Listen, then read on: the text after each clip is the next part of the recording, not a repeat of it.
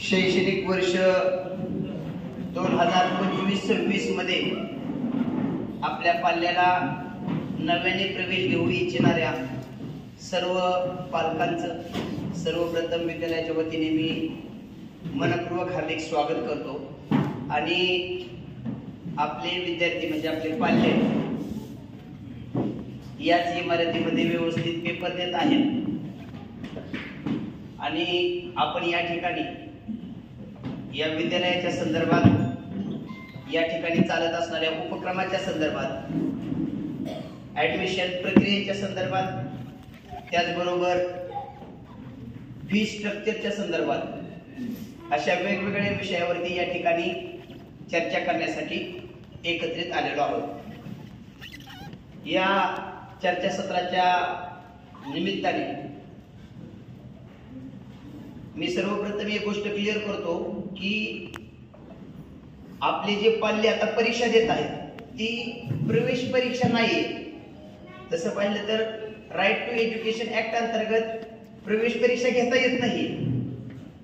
नवोदयच्या प्रवेश परीक्षा, ज्ञान प्रबोधिनीची प्रवेश परीक्षा यांना देखील सुप्रीम कोर्टामध्ये चॅलेंज केलं गेलं की यांना कसं तुम्ही RTE मोडायला अलाउड केलं, तर त्यांनी त्यांच्या विशेष क्लॉज टाकून सरकारने त्यांना पाठिंबा दिला आणि त्याच वेळेस त्या ठिकाणी परीक्षा आपल्या शाळेमध्ये देखील आज आम्ही परीक्षा घेतोय ती विद्यार्थी स्तर निश्चिती परीक्षा। काही वर्षापूर्वी ऍक्टिव्हिटी बेस्ड लर्निंग आपल्या तालुक्यामध्ये सुरू झालं आणि महाराष्ट्रामध्ये आहे। ऍक्टिव्हिटी बेस्ड लर्निंग म्हणजे काय, तर विद्यार्थ्याचा स्तर निश्चित करायचा, इयत्ता निश्चित नाही करायची। तसं पाहिलं तर 1ली ते 5वी हे पूर्व प्राथमिक शिक्षण आहे, 6वी ते 8वी हे उच्च प्राथमिक शिक्षण आहे आणि विद्यार्थ्याचा स्तर निश्चित करून त्या विद्यार्थ्याला ज्या ज्या अकॅडमिक क्षमता कमी आहेत त्या क्षमता अवगत करण्यासाठी त्याला विशिष्ट वर्गामध्ये बसवायचं। या हेतूने आपण आज ही परीक्षा घेतोय। आता यातून नेमकं काय कोणत्या प्रकारचे स्तर निश्चित होतील, तर इयत्ता 6वी पासून ते 10वी पर्यंतच्या विद्यार्थ्यांची ही परीक्षा आहे। ज्यांच्या मुलांना या शाळेमध्ये 5वीला प्रवेश हवाय त्यांची लेखी परीक्षा घेतली जात नाही, त्या विद्यार्थ्याची तोंडी प्लस शिक्षकाच्या समोरच कोरा पेपर देऊन एखादं गणित, एखादं मराठी वाक्य, इंग्रजी वाक्य अशी ओरल स्वरूपाची 5वीला परीक्षा आहे। 6वी ते 10वीच्या विद्यार्थ्यांना आम्ही हे पेपर दिलेले, ज्यांची मुलं 7वी मध्ये जाणार आहेत त्यांना त्यांच्या विद्यार्थ्यांना प्रश्न या विचारले गेल्यात पेपर मध्ये ते 6वीच्या इयत्तेचे इंग्रजी, गणित आणि विज्ञान विषयाचे प्रश्न विचारलेले आहेत। प्रत्येकी 20-20 प्रश्न आहेत, 90 मिनिटाचा वेळ आहे आणि यानुसार आम्हाला त्या विद्यार्थ्याचं अकॅडमिक इंटेलिजन्स त्या संबंधित इयत्तेचं काय आहे त्याचा आम्हाला अंदाज येणार आहे। आणि याच्यानंतर त्या विद्यार्थ्याला परत एकदा आम्हाला 1 to 1 चेक करायचं। ही प्रक्रिया व्यवस्थितरित्या सर्वांनी समजून घ्यावी। आपल्या शाळेमध्ये 6वी ते 10वीचं शिक्षण हे 3 प्रकारात चालतं। एक प्रकार आहे बेसिक प्रकार, दुसरा प्रकार आहे प्लेन प्रकार, तिसरा प्रकार आहे फाउंडेशन प्रकार। म्हणजे 6वीला ज्या विद्यार्थ्यांना प्रवेश हवाय किंवा 8वीला, 7वीला, 9वीला, 10वीला तुमचा विद्यार्थी ह्या 3 पैकी एका प्रकारात येणार आहे। विद्यार्थी संख्या वाढल्यानंतर पहिल्यासारखं या शाळेमध्ये लक्ष राहणार नाही, अशा प्रकारची नॉइज लेवल वाढणारच होती। हे आम्हाला माहित होतं म्हणून आम्ही अगोदरच ही तयारी करून ठेवलेली आहे की जशी मागणी तसा पुरवठा किंवा जो ज्या कॅलिबरचा आहे त्याला तो न्याय द्यायचा। बेसिक म्हणजे काय, आज होणाऱ्या 60 मार्काच्या पेपरमध्ये विद्यार्थ्याला फारच कमी मार्क पडले तर त्याला 1 to 1 चेक करण्यासाठी मी स्वतः विद्यार्थ्याच्या विद्यार्थ्याला समोर बसवून त्याला मराठी लिहिता वाचता येते का, इंग्रजी लिहिता वाचता येते का, संख्या ज्ञान येते का आणि गणिती क्रिया येतात का, म्हणजे 1ली ते 4थीचं शिक्षण चेक करणार आम्ही। मुलगा 9वीला असला तरी जर आज मार्क कमी पडली तर अनेक उदाहरणे तुम्हाला असे जाणवतील की मुलगा 8वीला प्रवेश घेऊ इच्छितोय पण त्याला वैशाली शब्द लिहिताना अडचण येते, त्याला 509 गुणिले 97 करताना अडचण येते, किंवा त्याला सौरभ हे स्पेलिंग इंग्रजीत लिहिताना अडचण येते, अशी जर केस आढळली तर तो सदर विद्यार्थी कितवीही इयत्तेत प्रवेश घेण्याची त्याची इच्छा असली तरी तो ऍडमिशन आमच्यासाठी बेसिक झालं, बेसिक. आणि मग आम्ही पालकाला समजावून सांगू की बाबा ह्या बेसिक मध्ये आम्ही त्याला टाकतोय. मी जबाबदारीने सांगतो शाळेचा पट 3000च्या पुढे, त्याच्यामुळं पहिल्यासारखं इंडिव्हिज्युअल मी इथं बोलत असलो तरी मला त्या विद्यार्थ्याला शिकवायला जाता येत नाहीये. आमच्या शाळेतल्या बऱ्याचशा शिक्षकांना तिथं जाता येत नाहीये, कारण ज्याला करायचे त्याची जबाबदारी आहे. मग तुमच्या पाल्याला एक वर्ग बनवला जातो, 7वीचा बेसिक, 7वीचा बेसिक आणि 8वीचा बेसिक म्हणून एकच वर्ग होता. त्याच्यामध्ये काय सिलेबस असेल ते सिलेबस कॉपी सर्व पालकांनी आपल्याकडे घ्यायची शिक्षकांकडून. शाळेमध्ये लक्ष द्यायला जबाबदारी बाळासाहेब हरनावळ गुरुजी मी स्वतः घेतलेली असते. म्हणजे आमच्या शाळेतल्या शिक्षकांनी नाही शिकवलं आणि तुम्ही प्रेमाने सांगून मी जर शिक्षकाने तरी बी नाही व्यवस्थित लक्ष दिलं तर तुमचं माझं आपलं युतीचं सरकार बनलं तर आपल्याला व्यवस्थित त्यांच्याकडून काम करून घेता येईल. आणि जर तुम्ही मला नाही भेटला तर 1 वर्ष वाया जातं हे मला सुद्धा माहिती आहे, जर तिथं थोडंसं लक्ष दिलं गेलं नाही तर. म्हणून तुमची जबाबदारी काय आहे की बेसिक मध्ये मुलगा गेला तर सर तुम्ही ह्याला काय काय शिकवणार आहे तेवढं मला सिलेबस कॉपी द्या. त्याची सिलेबस कॉपी तुमच्याकडे आली तर तुम्ही काय करायचंय, दर महिन्याच्या 2ऱ्या आणि 4थ्या शनिवारी स्वतः यायचं, त्या शाळेमध्ये वर्गामध्ये बसायचं आणि पाल्याला आपल्या काय इम्प्रूव्हमेंट झाली का नाही ते चेक करायचं. परत मी जबाबदारीने सांगतो, एक काळ होता बोकळीत पोरगा टाकला गेला बिनधास्त, का तर हरनावळ गुरुजीचं लग्न नाही झालं, शाळेत झोपायला लय लक्ष देतोय. आता ती गोष्ट राहिल्या नाही, म्हणजे लग्न बी झालंच नाही, शाळेत झोपाय आहे, पण मी तर 11वी 12वी सोडून बऱ्यापैकी काही बघत बी नाही. बेसिकच्या पोरांकडे तर माझा कधी संपर्क फार कमी येतो, पण आम्ही त्यांची फीस घेतोय. म्हणून मी जबाबदारीने आज तुम्हाला सांगतोय, बेसिकचा मुलगा म्हणजे तुमच्या पोराचं राहिलेल्या इयत्ताचं हप्त ते तुम्हाला रेग्युलराइज करून 3 वजन करून रेग्युलरली 8वीला आणावं लागणार.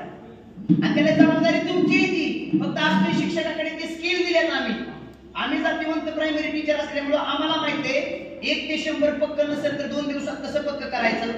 4 अंकी संख्या येत नसतील तर त्या लगेच कशा शिकवायच्या, ह्याच्या खाचापोळा आमच्या टीचर्सकडे आहेत. पण तुम्ही पाठीमागे लागून आपला मुलगा बेसिक मधून रेग्युलराइज करून प्लेनला आणायचा, याच्यावर मला वाटतं कुणाच्याही मनात शंका नसावी. परत कुणाचा मुलगा बेसिकला गेला, गेल्या वर्षीपर्यंत आम्ही बेसिकची एक्स्ट्रा फीज घेतली. एक्स्ट्रा फीज कशी घेतली, सपोज 7वीला 20,000 रुपये फीज आहे शाळेची प्लेन, तर ती 20 जण आम्हाला द्यायची. ऍडमिशन प्रक्रियेला तुम्हाला क्लिअर झालं तुमचा मुलगा आज बेसिकला आहे तर आम्ही तुम्हाला एक ऑप्शन देतो की 1 ते 30 पर्यंतचे पाढे पाठ करून तुम्ही घरनं आणा, तर तुमची बेसिकची एक्स्ट्रा 5,000 फी पडणार नाही. तुम्ही मला काय नाही गुरुजी तुमच्याच ताब्यात सगळे, तर तुम्ही पोरगा आमच्याकडे द्यायचा, आठवड्यात 20 पर्यंत पाढे पाठ होणार, त्याची जबाबदारी आम्ही घेणार, 5,000 एक्स्ट्रा फी पडणार. बेसिक म्हणजे नरड असं पूर्ण जातं मॅडम, ते वर्ण शिकवावं लागतं, नातू शिकवावं लागतं. आणि बेसिकला शिक्षक आमचे तयार होत नाही, त्यांना एक्स्ट्रा इन्क्रीमेंट द्यावी लागते. बेसिकला शिकवणं म्हणजे शिक्षकांना सुद्धा वाटतं की आपल्याला इकडलं काय यायला म्हणून इकडे आणलं या, मग त्यांना पगार वाढवावा लागतो, हे कुणीच करू शकत नाही. त्यामुळे ज्यांच्या मुलाला या शाळेत बेसिकला ऍडमिशन मिळेल त्यांना आम्ही समजा बेरीज वजाबाकी गुणाकार भागाकारची 5 गणितं देऊ. 5 पैकी 4 गणितं तुमच्या पोराची बरोबर आली तर ते एक्स्ट्रा 5,000 फी माफ. किती वेळा पेपर द्या तुम्ही 3 दिवसात, 5 गणितं आम्ही देणार, 4 बरोबर आली इज इक्वल टू संख्यावरील क्रिया बरोबर आहे. पण 5च्या 5 चुकत असतील तर एक्स्ट्रा 5,000 द्यायचं आणि महिन्याने ते दुरुस्त करून घ्यायचं. सेम तीच प्रक्रिया आहे तुमची. 5 मराठी शब्द लिहून देणार आम्ही, त्यातले 3 जोड शब्द, 2 साधे शब्द. वैशाली, औरंगाबाद, सह्याद्री असे मराठीतले चांगले चांगले सोपे साधे अवघड असे जोड शब्द अधिक साधे शब्द 5 देऊ. 4 बरोबर आली इज इक्वल टू चांगला मार्क. आणि सेम इंग्रजीमध्ये तसंच आहे. असं मराठी वाचन लेखन, इंग्रजी वाचन लेखन, संख्यावरील क्रिया आणि पाढेपाठांतर हे एक्स्ट्रा 20,000 रुपये फी पडेल. त्यामुळे आज जर कोणाला ऍडमिशन घ्यायचं असेल तर पाढेपाठ करून तुम्ही आणा. जर तुमच्या लेकराकडे सरस्वती नसेल तर पप्पांनी कशात लक्ष्मी द्या, आम्ही तेच करतो. पोराला 30 पर्यंत पाढे कंपल्सरी लागतील या शाळेत. बेसिक पूर्ण करायला गणिताचं. हे झालं बेसिकचं. त्याच्यानंतर येते प्लेन मध्ये तुमच्या विद्यार्थ्याला सीएमए माध्यमातून शिक्षण दिलं जाईल. मराठी, इंग्रजी, गणित, विज्ञान, समाजशास्त्र, हिंदी सर्व विषय शिकवले जातील. टेक्स्टबुकच्या बाहेर शिकवलं जाणार नाही. इतर स्पर्धा परीक्षेची तयारी अपवाद 8वी सोडून नाही. म्हणजे काय, इतर ज्या महाराष्ट्रात शाळा आहेत तशा पद्धतीने त्याला सर्व विषय शिकवले जातील. त्याचं नाव प्लेन सीएमए मधून. त्याच्या पुढचं वर्जन आहे, जर विद्यार्थ्याला आजच्या पेपरला खूपच मार्क पडली त्याच्यानंतर प्लेन मध्ये त्याची कन्सेप्ट बऱ्यापैकी क्लिअर आहे. एखादा प्रश्न विचारला तर तो चांगल्या पद्धतीने उत्तर देतोय. इंग्लिश चांगले तर त्याला आम्ही फाउंडेशनला नेतो. फाउंडेशन काय ह्या शाळेचे, आता आजकाल काय झालंय, कुणी बी आता फाउंडेशन करते. याच्यात बी आता धंदा झालाय बाजारचा. फाउंडेशन इतकं सोपं नाहीये. एकतर शिकवणारा शिक्षक लय जातीवंत लागतोय, क्वालिटीचा लागतोय, कारण ते सीबीएसई बोर्ड मधून शिकवायचे. आपल्या शाळेला परमिशन आहे state board Marathi medium. Foundation मध्ये आम्ही काय केलंय, जुगाड कसं लावलंय, आम्ही मुलाला फाउंडेशनला घ्यायचं, त्याचा दाखला हे ते सगळं स्टेट बोर्डनीच होणार सगळं, पण त्याला आम्ही सायन्स आणि मॅथमॅटिक्स हे सीबीएसई बोर्ड मधून शिकवतोय. तिथं काय मिळेल तुम्हाला, तिथं तुम्हाला 80% फक्त सायन्स आणि मॅथ्स शिकायला मिळेल. त्याच्या जोडीला इंग्लिश मिळेल. तिथल्या मुलांनी, तिथल्या फाउंडेशनला ज्यांची मुलांचं ऍडमिशन झालंय त्यांना हिंदीचं व्याकरण राहिलंय म्हणून तक्रार करता येणार नाही. घेतलं तर बोनस म्हणायचा, नाही घेतलं तर धन्यवाद म्हणायचं. मराठीची एखादी कविता राहिली तर राहिली, झाली तर चांगलीच. त्याचं कारण आहे असं, शिक्षण खूप बदललंय मित्रांनो. शिक्षण आता एकदम पॉइंट टू फोकस वरती आलेलं आहे. हे पहिल्यापासूनच होतं, पण ही एक काळ होता सगळ्याला सगळी कामं करायला लागायची. आता मला सांगा, विराट कोहलीला पाडेपाठ करायची काही गरज आहे? अजिबात गरज नाही. प्रियंका चोप्राला इंग्लिश मधलं ग्रामर येते का नाही येते का? अजिबात काही गरज नाही, संबंधच नाही त्यांचा. IPL चालू आहे, आकाश चोप्रा कॉमेंट्री करतो, लसावी मसावी काढायचा त्याचा काही जिंदगीची संबंध नाही. पण कोट्यावधी रुपये सगळी कमावतो. तुम्ही एकदा एकदम शांत डोक्याने आपल्या मुलाला काय करायचं याचा विचार करा, एकच रस्ता धरा आणि त्या रस्त्यामध्ये त्याला इतकं पारंगत करा जेणेकरून तो त्या क्षेत्रातला बादशाह तरी होईल, नाहीतर कमीत कमी स्वतःचं कुटुंब जगवायसारखा एखादा त्या क्षेत्रातला एक प्रतिष्ठित माणूस तरी होईल. आता ज्यांच्या मुलाला डॉक्टर करायचंय, काही झालं तर ऍट एनी कॉस्ट डॉक्टर करायचंय, तर त्याच्या मुलाने 7वी मध्ये हिंदीचे किस्से कहा, समाजशास्त्राची प्रश्न उत्तर पाठ करायला एनर्जी घालवा, ही एकदम चुकीची आहे. तुला किती नाद आहे तेवढा सगळा सायन्स मध्ये घाल. 70 ते 80% सायन्सच्या कन्सेप्ट इतक्या पक्क्या कर की जेणेकरून तुला 10वी मध्ये 12वीचा सिलेबस पूर्ण होईल. आता आमच्या शाळेतले केसेस तुम्ही आपल्या शाळेचे रिझल्ट ऐकले असतील. 3री बॅच आहे 12वीची. IIT ला मुलं इथून गेले की तुम्ही जाहिरातीतून बघितलं असेल. त्याची कारण सांगतो, कित्येक मुलं तर आमच्या शाळेतली 10वी करत नाहीत. 9वीतनं डायरेक्ट 9वी 1 वर्ष जास्ती, त्याच्यात 9वी अधिक 10वी 2 वर्ष 1 वर्षात पूर्ण करतात. त्याच्यात बी अजून एक जादूटोणा सांगतो मी तुम्हाला. असा जादूटोणा आहे की 10वीचे बी सगळे धडे करायचे नाहीत. उदाहरणार्थ त्याला IIT ला जायचे का नाही, त्याला 10वीचं विज्ञान भाग 2 एवढं बी उपयोगी पडत नाही. एवढं बी म्हणजे त्याची एक बी लाईन नाही वाचली तरी कुठंच त्याला फरक पडत नाही. पण त्या पोराला 10वीत ती पाठ करायला लावतात. IIT ला ज्यांची मुलं 100च्या आत येतात ना, ती फक्त ठरलेलंच करतात अभ्यास. आणि ते अभ्यास काय असतो ह्याची गोळ काय आहे तुम्हाला सांगतो मी. 10वी पर्यंत शिकवणाऱ्या सरांना माहित नाही जेईला काय असतं, आणि जेईला शिकवतो त्याला माहित नाही 10वीला बोर्डाला काय असतं. पण गुरुकुल मध्ये तुमचं स्वागत आहे. त्यातलं सगळं मिळवणारी माणसं खास करून या शाळेमध्ये आहे. कारण मी तर जबाबदारीने सांगतो, माझं शिक्षण आहे HSC DED, पण मी गेल्या वर्षी 12वीचं नीटचा बायोलॉजी अख्खा शिकवलाय. केमिस्ट्री विषयी सुद्धा मी बऱ्यापैकी शिकवलाय आणि मी 9वी 10वीला बी शिकवले. मला कनेक्शन्स कळल्या. आता आमचा 11वीचा ब्रिज कोर्स सुरू. त्या ब्रिज कोर्स मध्ये आम्ही असे टॉपिक शिकवतोय की तो तेवढाच टॉपिक 11वीला उपयोगी आहे. सांगण्याचं तात्पर्य फाउंडेशनचा अर्थ एकच आहे, तुमच्या मुलाला ज्या क्षेत्रामध्ये करिअर करायचंय, खास करून सायन्स ओरिएंटेड फील्ड मध्ये, मग ते इंजिनिअरिंग असेल किंवा मेडिकल असेल, तर आपल्याला फाउंडेशनवरती फोकस करून पहिल्या प्रयत्नात. आता मला सांगा, गेल्या वर्षी आपली नीटची बॅच फ्रेशर्स मुलं पहिल्याच प्रयत्नात 600 प्लस 14 जण आहेत. फ्रेश मुलांना 600च्या पुढे मार्क पाडणं तसं खूप चॅलेंजिंग आहे. रिपीटर मुलं भरपूर मार्क पाडतात, पण फ्रेशर्स मुलांना त्यांना 9वी पासून 8वी पासून तयार करूनच आणावं लागतं, त्यावेळेस 11वी जड जात नाही. आणि म्हणून आपल्याला काय बनायचंय, आता डॉक्टर आणि इंजिनियर ही दोनच फील्ड काय मार्केटमध्ये काही जोरात चालतात असं नाहीये, पण पोटा पाण्याचा विचार करता आपला मुलगा मेडिकल फील्डला पाठवणे, ग्रॅज्युएशन त्याचं MBBS किंवा BAMS मधून करून त्याला UPSC देता येते, MPSC देता येते, जगातली सर्वात भारी परीक्षा कॅट कॉमन ऍप्टिट्यूड टेस्ट ज्याने तो MBA करू शकतो. MBA इंजिनिअरिंग गल्लीपासून दिल्लीपर्यंत फार आंतरराष्ट्रीय लेवल पर्यंत हर ठिकाणी कॉलेज आहे. पण तुम्हाला मी सांगतो MBA ची देशात फक्त 7 टॉप कॉलेज आहेत, त्याच्यामध्ये मी 3 टॉप कॉलेज आहेत. MBA चं अहमदाबादचं कॉलेज, MBA चं बेंगळुरूचं कॉलेज आणि MBA चं कोलकाताचं कॉलेज. तर ती IIM नावाची परीक्षा ग्रॅज्युएशन झाल्यानंतर देता येते. सदर परीक्षेसाठी लागणारी तयारी ही तुम्हाला ग्रॅज्युएशन असताना करावी लागते. म्हणजे विद्यार्थ्याला आतापासूनच पर्टिक्युलर परीक्षांचा नाद असेल तर त्याला पुढे जाणं अवघड जात नाहीये. ज्यांच्या मुलाला परदेशात MBA करायचे त्यांना आतापासूनच इंग्रजी विषय फक्त डेव्हलप करायचा असतो. परदेशात MBA केलं तर तुमच्या मुलाला IIT पेक्षा जास्त पगाराच्या नोकऱ्या आहेत, पण परदेशात जाण्यासाठी GMAT नावाची परीक्षा असते.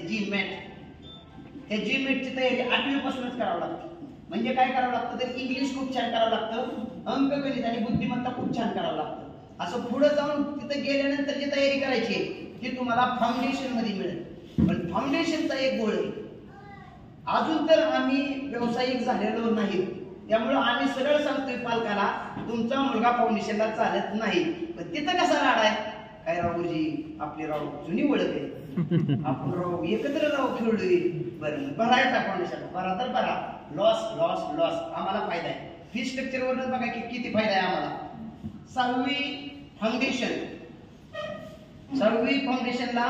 30,000 रुपये फी, 7वी फाउंडेशनला 35,000 रुपये फी, 8वी फाउंडेशनला 40,000 रुपये फी, 9वी फाउंडेशनला 45,000 रुपये फी आणि 10वी फाउंडेशनला 50,000 रुपये फीस. ओके. आणि प्लेन मध्ये जर विद्यार्थ्याचं ऍडमिशन झालं तर 6वीला 18,000 फी आहे, 7वीला 18,000 फी आहे, 8वीला मात्र 25,000 फी आहे. त्याचं कारण आहे महाराष्ट्रातली सर्वात नामांकित परीक्षा स्कॉलरशिप परीक्षा 5वीला आणि 8वीला आहे. त्यामुळे या शाळेचं तर सर्वात मोठं नाव कोणते सांगू का, 5वी आणि 8वी. या शाळेला एवढं वैभव निर्माण झाले का नाही, लय रिझल्ट त्याच्या सगळी गेम 5वी 8वी तरी. कारण तुम्हाला जबाबदारी मी सांगतो, महाराष्ट्रात 8वी स्कॉलरशिप आणि 5वी स्कॉलरशिपची सर्वात जास्त गुणवत्ता यादीत येणारी मुलेच का नाही हे शाळेचे मित्रांनो.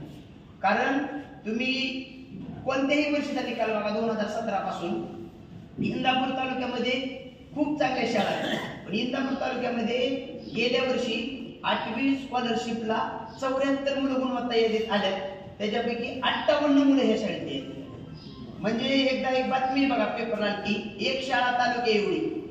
आता हे अतिशयोक्ती नाही, तुम्ही वेबसाईटवर जाऊन बघा, अख्ख्या बारामती तालुक्यात जेवढी गुणवत्ता यादी देतात का नाही त्याच्या डबल पोर आपल्या दिसत्या गुरुकुल मोकळीत असतात. तसा अख्खा करमाळा तालुका बघा, अख्खा माडा तालुका बघा, ह्या तालुक्याच्या सगळ्या शाळेच्या पोरांची बेरीज करायची आणि सिंगल एक शाळा आहे म्हणून तिथं 25 घ्यायचे. कारण तिथं दर्जेदारच स्कॉलरशिपची तयारी होईल. 8वी प्लेनला 25,000 फी, 8वी फाउंडेशन वाल्याला 40,000 फी, तर 8वी फाउंडेशन वाल्याला CBSE मध्ये सायन्स मॅथ्स बी मिळेल प्लस तुम्हाला स्कॉलरशिप बी मिळेल. 9वी प्लेन 20,000 रुपये फीज आणि 10वी प्लेन 20,000 रुपये फीज. प्लेन वाल्याच्या फीज आहेत 18, 18, 25, 20, 20. फाउंडेशन वाल्याच्या फीज आहे 7वी टू 10वी 30, 35, 40, 45, 50. आता तिसरा प्रकार आहे बेसिक वाल्याला फाउंडेशनच्या फीज भरायच्या नाहीत बुवा, बेसिक वाल्याला प्लेनच्या फीज भरायच्या प्लस ऍडिशनल थकलेल्या कर्जाचे हप्ते 5-5 हजारांचे तुम्हाला मगाशी सांगितले. पाडे नसते तर 5 भरायचे नसतील तर पाडे पाठ करून घे. मराठी शब्द वाचता लिहिता येत नसतील तर 5 भरायचे नसतील तर तुझा तू घरी शिकून घे, म्हणजे तो लगेच प्लेनला आला. हे असे 3 प्रकारचे 3 आर्थिक नियोजन. त्याच्यानंतर 11वीचं मी आता इथे काय बोलत नाही, कारण ही परीक्षा 10वी परीक्षा पालकांच्या प्रवेशासाठी 11वी 12वी व्यवस्थित सुरू आहे. फाउंडेशनला मुलगा हुशार असेल, खूप चांगली त्याची तयारी झाली असेल, 11वीला त्याला ह्या शाळेत घ्यायचं असेल गरीब घरचा असेल तर 11वी 12वीच्या फी मध्ये त्याला सवलत मिळेल, पण फाउंडेशन मध्ये त्यांनी स्वतःचा असा स्वतंत्र दबदबा केलेला असावा. त्याच्यानंतर सीईटीचे बॅच चालू आहे, जेईचे चालू आहे, नीटचे चालू आहे. पहिली, दुसरी, तिसरी, चौथी, पाचवी स्पॉट ऍडमिशन आहे. त्यांच्या फीच्या बाबतीत शिशु गट, त्याच्यानंतर लहान गट आणि मोठा गट म्हणजे nursery, junior KG, senior KG या शाळा खरं तर सुरू करायच्या नव्हत्या. आम्हाला हे वर्ग सुरू बी करू नये. आता काय झाले मी सांगतोय, शिशु गट, ज्युनियर केजी, सिनियर केजी वाले घरी पुरं खेळली पाहिजेत, पण पालकांना घरी ठेवूनच अवघड जातंय. का देश पाहिजे याचा अंदाज काढा नाही. चालू करा आम्ही केली. ते खरं तर ती घरी खेळली पाहिजे ती मातीत चिखलात. पण त्यांना फीज 10,000 रुपये शिशु गट, लहान गट 10,000, मोठा गट 10,000. पहिलीला 15,000, दुसरीला 15,000, तिसरी, चौथी 18,000 आहे आणि पाचवीसाठी 25,000 रुपये आहे. पाचवीला Navodaya, plain education, scholarship, Satara, Manthan या सर्व परीक्षेची तयारी पाचवीला होईल. हॉस्टेलची सुविधा 5वी पासून ते 12वी पर्यंत आहे. 5वीच्या मुलांना हॉस्टेलची सुविधा जरा स्वस्तात आहे. हॉस्टेलच्या सुविधा त्यांना 25 + 40 = 65,000 रुपये फीज येते 5वीला. 6वी पासून ते 12वी पर्यंत तुमचा मुलगा शाळेची फीज मी तुम्हाला सांगितली. हॉस्टेलची फी प्रति महिना 5,000 रुपये. त्याच्यामध्ये तुम्हाला 1 टाइमाचा पोट भरून नाश्ता, 2 टाइमाचे जेवण, त्याच्यानंतर स्टडी रूम, त्याच्यानंतर संध्याकाळच्या हॉस्टेलच्या ज्यादा तास येतात. हॉस्टेलला ॲडिशनल त्यांच्यावर लक्ष दिलं जातं.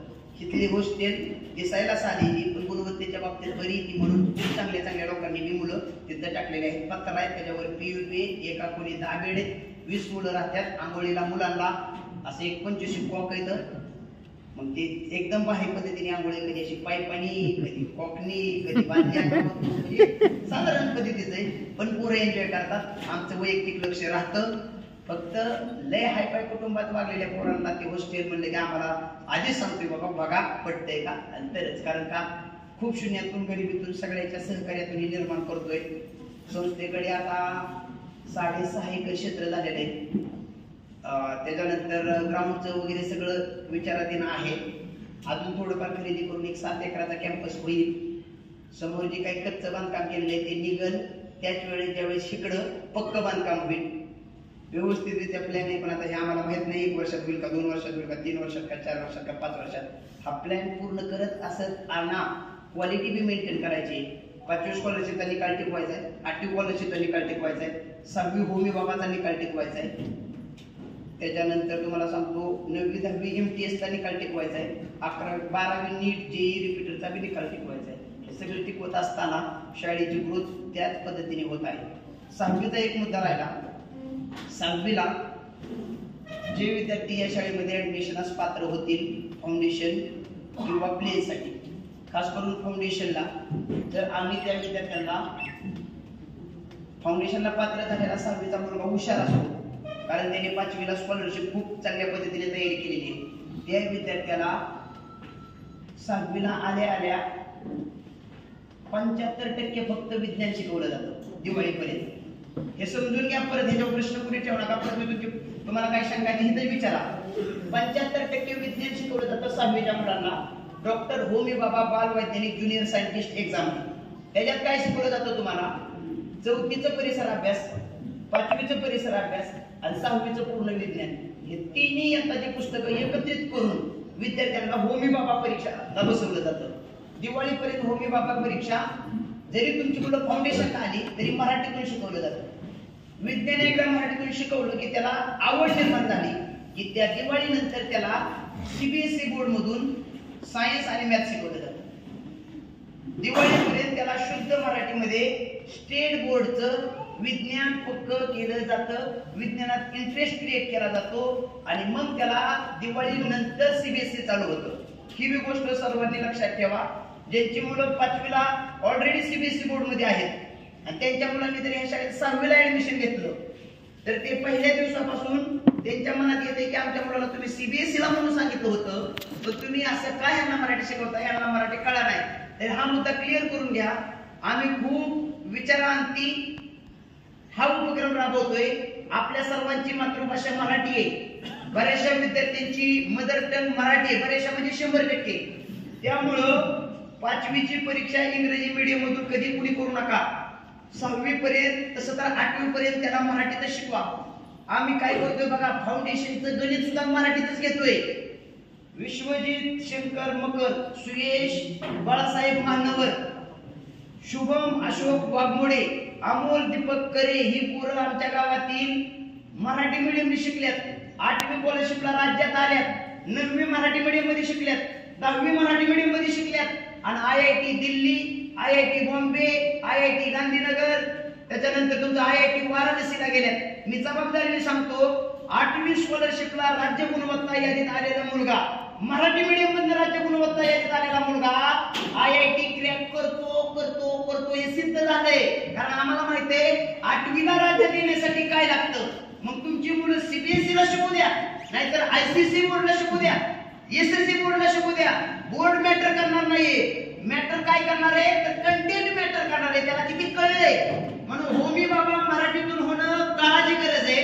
8वी स्कॉलरशिप मराठीतून होणं काळाची गरज आहे. 8वीला एकदा लगेच बांध टाकावा, 9वीच्या पुढे मराठीतून काही शिकू नये. 8 आणि 6 14. रवींद्रनाथ टागोर काय म्हणले, 14व्या वर्षापर्यंत शिक्षण हे मातृभाषेतून झाल्याशिवाय विद्यार्थ्याला शिक्षणाची गोडीच लागू शकत नाही. आपल्या भाषेत झालं पाहिजे. 11वी 12वीला मी बायोलॉजी विषय शिकवतो, म्हणजे पूर्ण इंग्लिश मध्ये बोलून शिकवत नाही. बायोलॉजीला 300च्या पुढे मार्क त्याच वेळेस पडतात ज्यावेळेस त्या लेकराला ती बायोलॉजी मराठीतून चिरफाड करून सांगावं लागते. मराठीत कळावं लागते त्याला नेमकं काय झालंय. ग्लायकोलिसिस म्हणजे काय झालंय, ग्लुकोजचं ब्रेकडाऊन झालंय म्हणजे काय झालंय, ग्लुकोज तुटलंय इकडे तिकडे झालंय. हे मराठीत एक्सप्लेन केल्यानंतर आपल्या लेकरांना कळते, कारण त्यांची मातृभाषा मराठी आहे. पालकांनी प्रतिष्ठेसाठी, मान सन्मानासाठी, 4 चौकात आपलं वातावरण तयार करण्यासाठी हायफाय शाळेत पोरं टाकलेलं रिझल्ट घेऊन आपण तालुक्यातच पडल्यात. कुठल्या शाळेत पोरं शिकतो याला किंमत नाही. कंटेंट किती डिलिव्हर केलं जातं, देणाऱ्याला किती येतं, आणि देणाऱ्यापेक्षा सर्वात महत्त्वाची गोष्ट आज मी तुम्हाला सांगणार आहे. आयुष्यामध्ये जर कुणाला कोणत्याही क्षेत्रात यशस्वी व्हायचं असेल तर किती येतं ह्याला काही किंमत नाही, त्याचे देण्याची किती तळमळ आहे ह्याला काही किंमत. कारण आपल्या सर्वांकडे खूप एनर्जी आहे. तुमच्या जेवढी एनर्जी तेवढीच माझ्यात एनर्जी, तेवढीच आपल्या सर्वांच्यात एनर्जी आहे. एनर्जीचे 2 नियम आहेत. एक एनर्जी निर्माण करता येत नाही आणि नष्टही करता येत नाही. ती फक्त एका फॉर्म मधून दुसऱ्या फॉर्म मध्ये रूपांतरित करता येते. एनर्जी म्हणजे दुसरं तिसरं काय नसून मित्रांनो, एनर्जी म्हणजे देव आहे. देव आपण म्हणतो का नाही, देव आहे का नाही, तर याचं 1,01,111% उत्तर आहे देव आहे. कोणत्या फॉर्म मध्ये देव आहे तर एनर्जीच्या फॉर्म मध्ये देव आहे. आता ही बाटली आहे, ह्या बाटलीला मी उचलू शकलो, वर नेऊ शकलो, हे देवाचंच काम आहे, भगवंताचं काम आहे. का तर माझ्या आतमध्ये एनर्जी आहे, मी एनर्जीचा वापर केलाय आणि ती बाटली वर उचललेली आहे. एनर्जीसाठी अध्यात्मामध्ये शब्द वापरलाय आत्मा. जर शास्त्रज्ञाला एनर्जी शब्द जर तर्क सर्व माहित नसता तर त्यांनी म्हटलं असतं लॉ ऑफ कन्झर्वेशन ऑफ आत्मा. आत्मा निर्माण करता येत नाही, नष्ट करता येत नाही, तो फक्त एका बॉडी मधून दुसऱ्या बॉडी मध्ये ट्रान्सफर होतो. आणि एनर्जीचा दुसरा नियम आहे, एनर्जी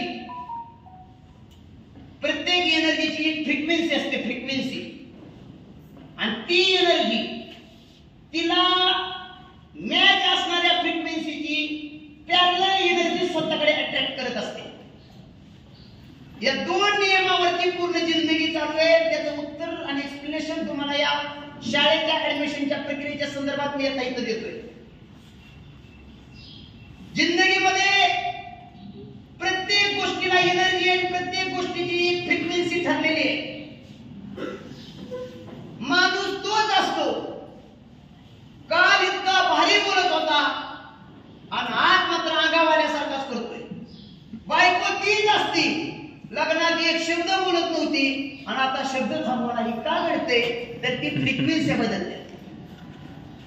ज्या दिवशी तुमची फ्रिक्वेन्सी तुमच्या समोरच्या माणसाशी जुळली नाही तर त्या ठिकाणी म्हणायचं याचा मूड वेगळा आहे आणि एनर्जी एकमेकाला अट्रॅक्ट करणार नाही. आयुष्यामध्ये आपल्याला जे काय मिळवायचंय, तुमच्या मुलाला MBBS डॉक्टर करायचंय, तुमच्या मुलाला कलेक्टर करायचंय, तुमच्या मुलाला त्या ठिकाणी IIT इंजिनियर बनवायचे, आमदार बनवायचे, मुख्यमंत्री बनवायचे, व्हॉटेवर मे तुम्हाला बनवायचे, त्याच्या माग विषयाचे तुम्ही पळाला तर ती उद्या आयुष्यात कधी मिळत नाहीये. या जगाचं एक वैशिष्ट्य आहे, प्रत्येक माणसाला सुरुवातीला वाटते हॅव्हिंग, नंतर असते डुईंग आणि नंतर असते बीइंग.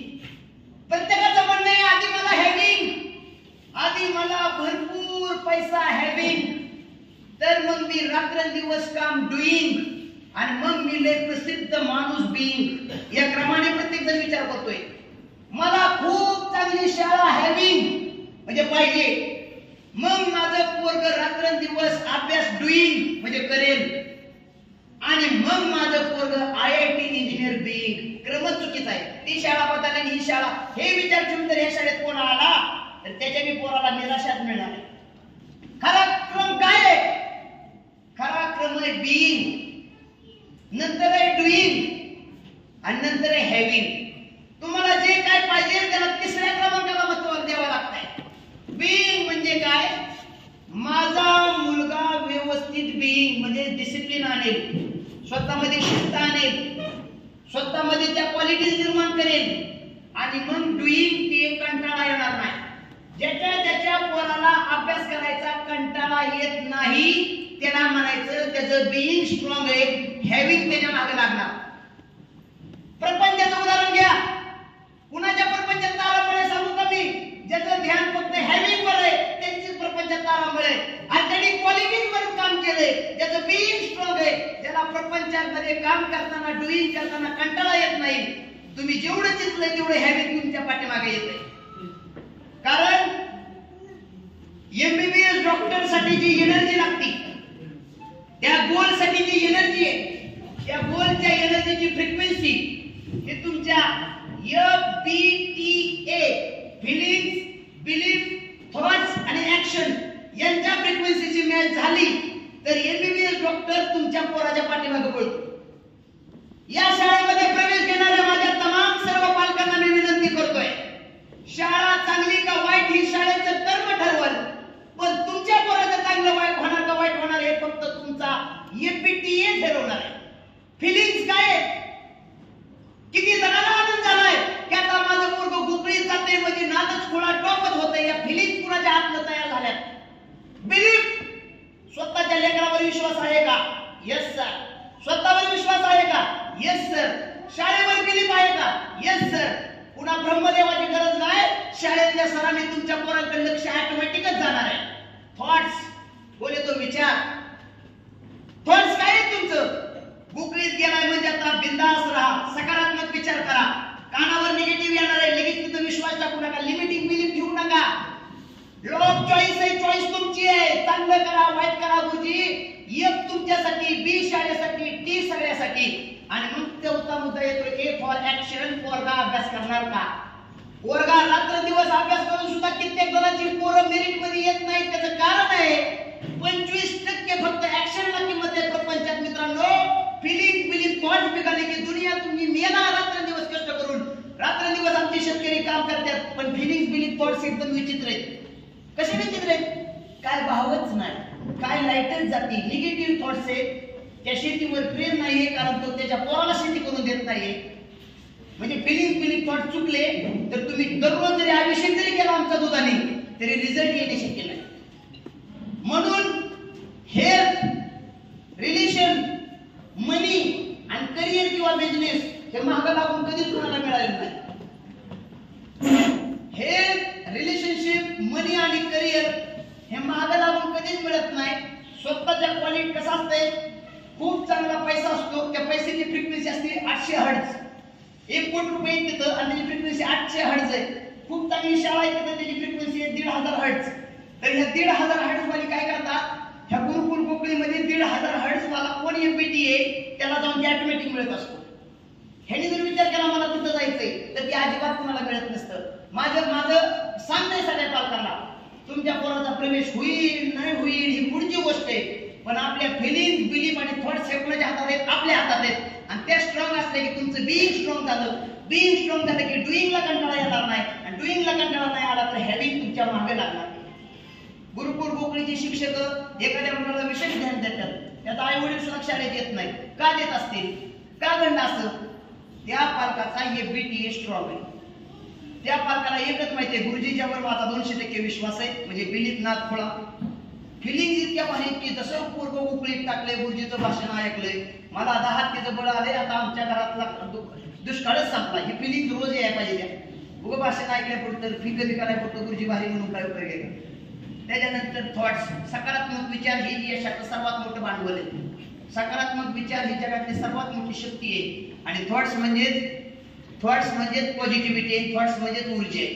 ही ऊर्जा आपल्याला टिकवायची असेल तर आपण आपल्या एबीटीए अलाइनमेंट वरती काम केलं तर तुम्हाला गुरुकुल गोकुळे सोडा, या देशातलं या विश्वातली कोणतीही शक्ती तुमच्या पाठीमागे लागली तरच त्या गोष्टी मिळणार आहेत.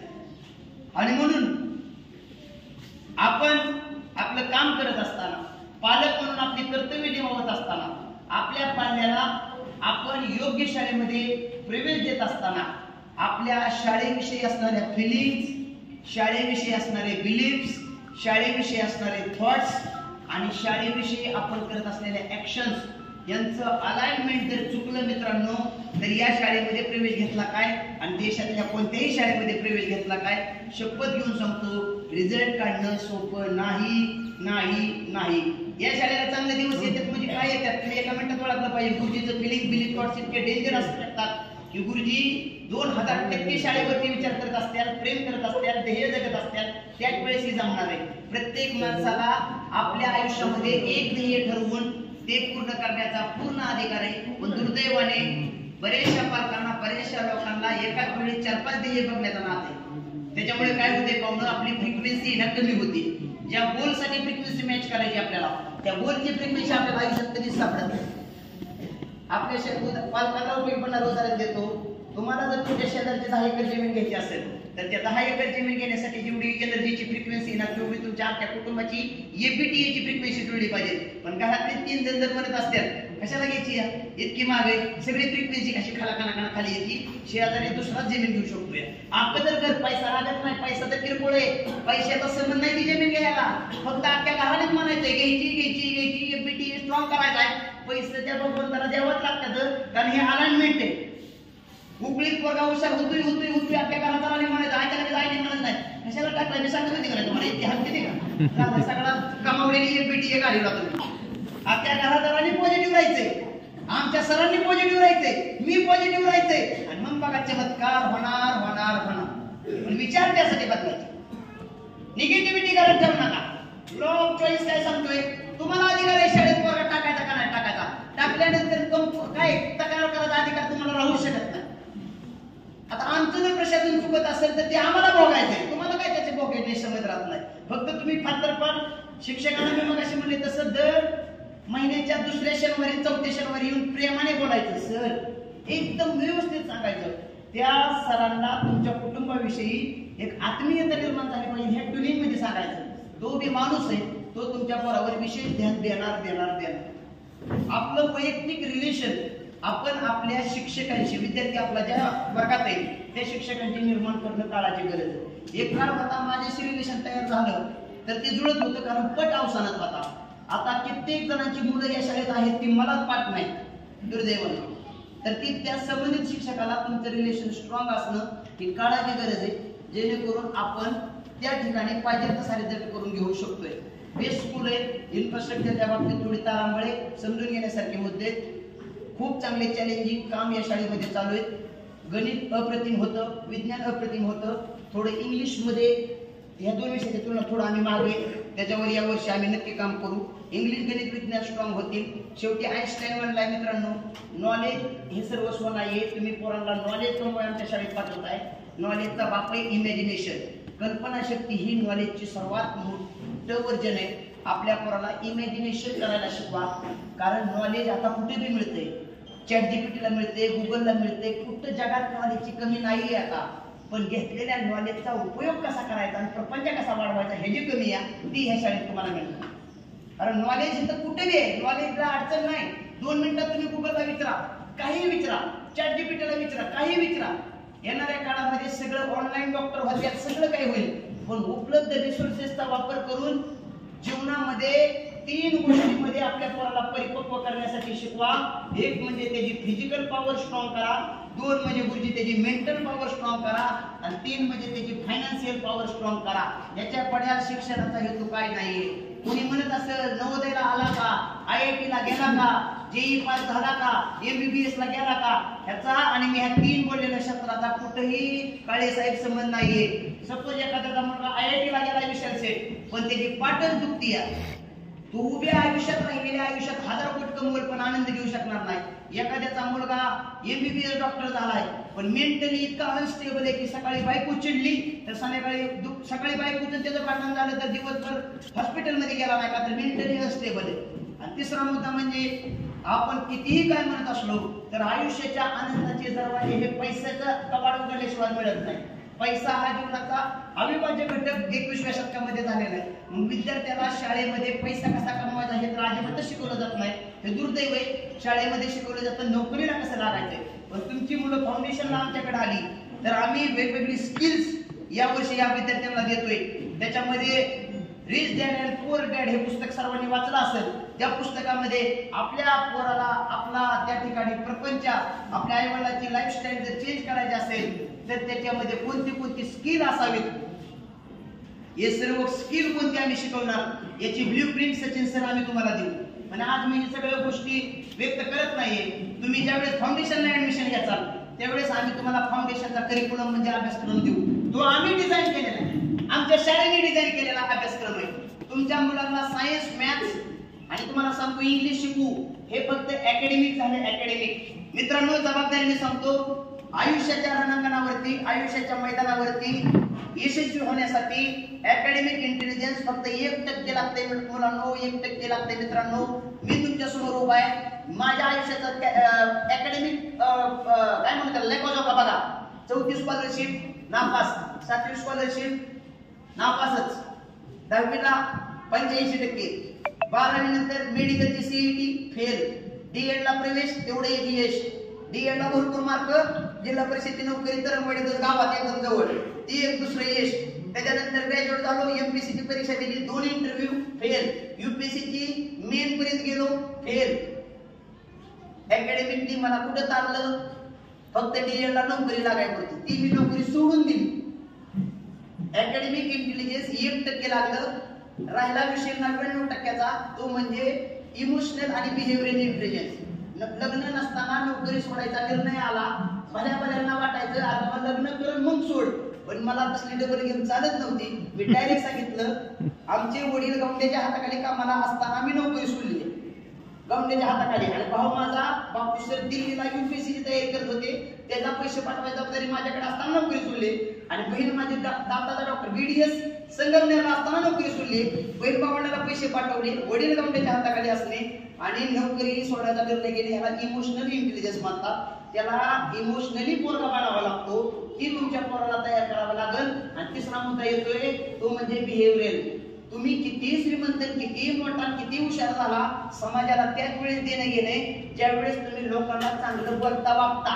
बिहेवियर कसं आहे तुमचं, लय श्रीमंत आहे वरून गावच्या यात्रेला आल्यानंतर कुणाला भेटला नाही, कुणाला घरी बोलावलं नाही, जुन्या मित्रांना बोलला नाही, बाय त्याचा संबंधच नाही, बायका पूर्ण मी होणार याच्यापुढे जर त्याची बायकोच नसेल, 1000 कोटीची इस्टेटवाल्याला सुद्धा समाजात तेवढं बुद्धिमान माणूस मिळत नाही. म्हणून आपल्या पोराला उन्हाळ्याच्या सुट्टीत खेळू द्या, वागू द्या, समाजात हिंडू द्या, फिरू द्या. अकॅडमिक फक्त आमच्या शाळेत स्ट्रॉंग होईल आणि इमोशनल आणि बिहेवियरल हे फाउंडेशन मध्ये यंदा आम्ही ऍड केले. त्याचा करिक्युलम देऊ आम्ही तुम्हाला. एक उदाहरण देतो मी तुम्हाला. पालकांनी 7 लागते म्हणून आम्ही ते उपक्रम रेट एकदम डेंजर उपक्रम आहे. एक उपक्रम आहे काय माहिती का, डबा आणणार आहे, पोराने डबा आणलाय पण मी ऍक्शन घेणार आहे की आज दिवसभर कुणी जेवायचं नाही. त्यावेळेस पालकांनी आतील काहीतरी होऊन नाही, पोरांना गुरुजी असतील ती शाळा आहे, कुणाच काय केलंय तुम्ही. ही उपक्रम असा आहे, त्या पोराच्या बापाला स्टेट बँकेमधनं 2 लाख रुपये पीक कर्ज काढताना मॅनेजरच्या पुढे पिशवी घेऊन बसल्यानंतर सकाळी बिगर नाश्ता करून आलेला बाप 5 वाजेपर्यंत कर्ज काढायला बसतो ना, त्याचं ती इमोशनल ट्रेनिंग देते त्याला. देशातली सर्वोत्कृष्ट शाळा निर्माण करण्यासाठी आवाजतोय आम्ही आणि त्याचे सर्व उपक्रम या वर्षीपासून सुरू होत आहेत. जातीतील मी स्वतः त्याचं डिझायनिंग केलेलं आहे. दुसरा उपक्रम, अननोन माणूस आमचा इंदापूरच्या एसटी स्टँडवरती एक पोरांना बसवल, ओळखीचा सर बसवल आणि सर बाजूला निघल आणि एक तिथं अननोन माणूस असेल. कंडक्टर त्या पोरांना पैसे तिकीट द्या म्हणे. त्यावेळेस ती म्हणून आमचं सर इथं होतं. कुठल्या शाळेचं म्हणजे गुरुकुलचं आहे. मग कंडक्टर शाळेला फोन करतोय का पोरगा त्याला कसं हँडल करतोय ते रेकॉर्ड होईल. भयान डेंजर सिस्टीम शिक्षणाने घेऊन येतोय. कारण मला माहिती आहे इमारत आमच्यासाठी किरकोळ आहे, राज्यात दबदबा आहे, दरार आहे, त्यांनी काय होणार नाही. दरार आम्हाला तयार करायचा इमोशनल आणि बिहेवियरल मध्ये. उद्याचा मुख्यमंत्री गुरुकुलचा करायचा आम्हाला, उद्याचा अंबानी अदानी आपल्याला गुरुकुलची करायचं. याच्यावरच आमचं काम एक राजीनामा दिला, एक शाळा काढली तरी तालुक्याला काढली मिळते का नाही सर. मग इथं पुढे जर आपली बुद्धिपती झाली, इथून आपली पोरं मंत्री झाली, इथल्या एखाद्या पोरांनी पक्षच काढला, इथल्या एखाद्या पोरांनी टीव्ही चॅनल काढला, देश बदलायचा आहे आपल्याला. आपल्याला नाही की त्याला सगळ्यात इमारत काढली तर सगळ्यांनी आता ह्या कामासाठी धरून दे. दोन मी उदाहरणं दिली तुम्हाला. ह्याचं डिझाईन आहे माझ्याकडे. हे ऍडमिशन झाल्यानंतर परत आम्ही येताना ह्या मिटिंगला घेऊ. त्या मिटिंगला मी स्वतः उपस्थित राहील आणि त्या मिटिंग मध्ये आम्ही तुम्हाला सांगू की अकॅडमिक इंटेलिजन्स साठी हे का 6वीच्या पोराला होमी बाबा. परत एकदा समजून घ्या मित्रांनो, ही लय मी भारी सांगतोय तुम्हाला. फक्त 1% होमी बाबा जीवनात उपयोगी पडेल. किती टक्के? 1%. 99% उपयोगी पडणारे emotional plus behaviour. Emotional plus behaviour. पुन्हा तानात परिपाठ चालू झाला तर आपल्याला पालकांनी सांगतात की कशाला राव इतकी उन्हात बसवली पोरं.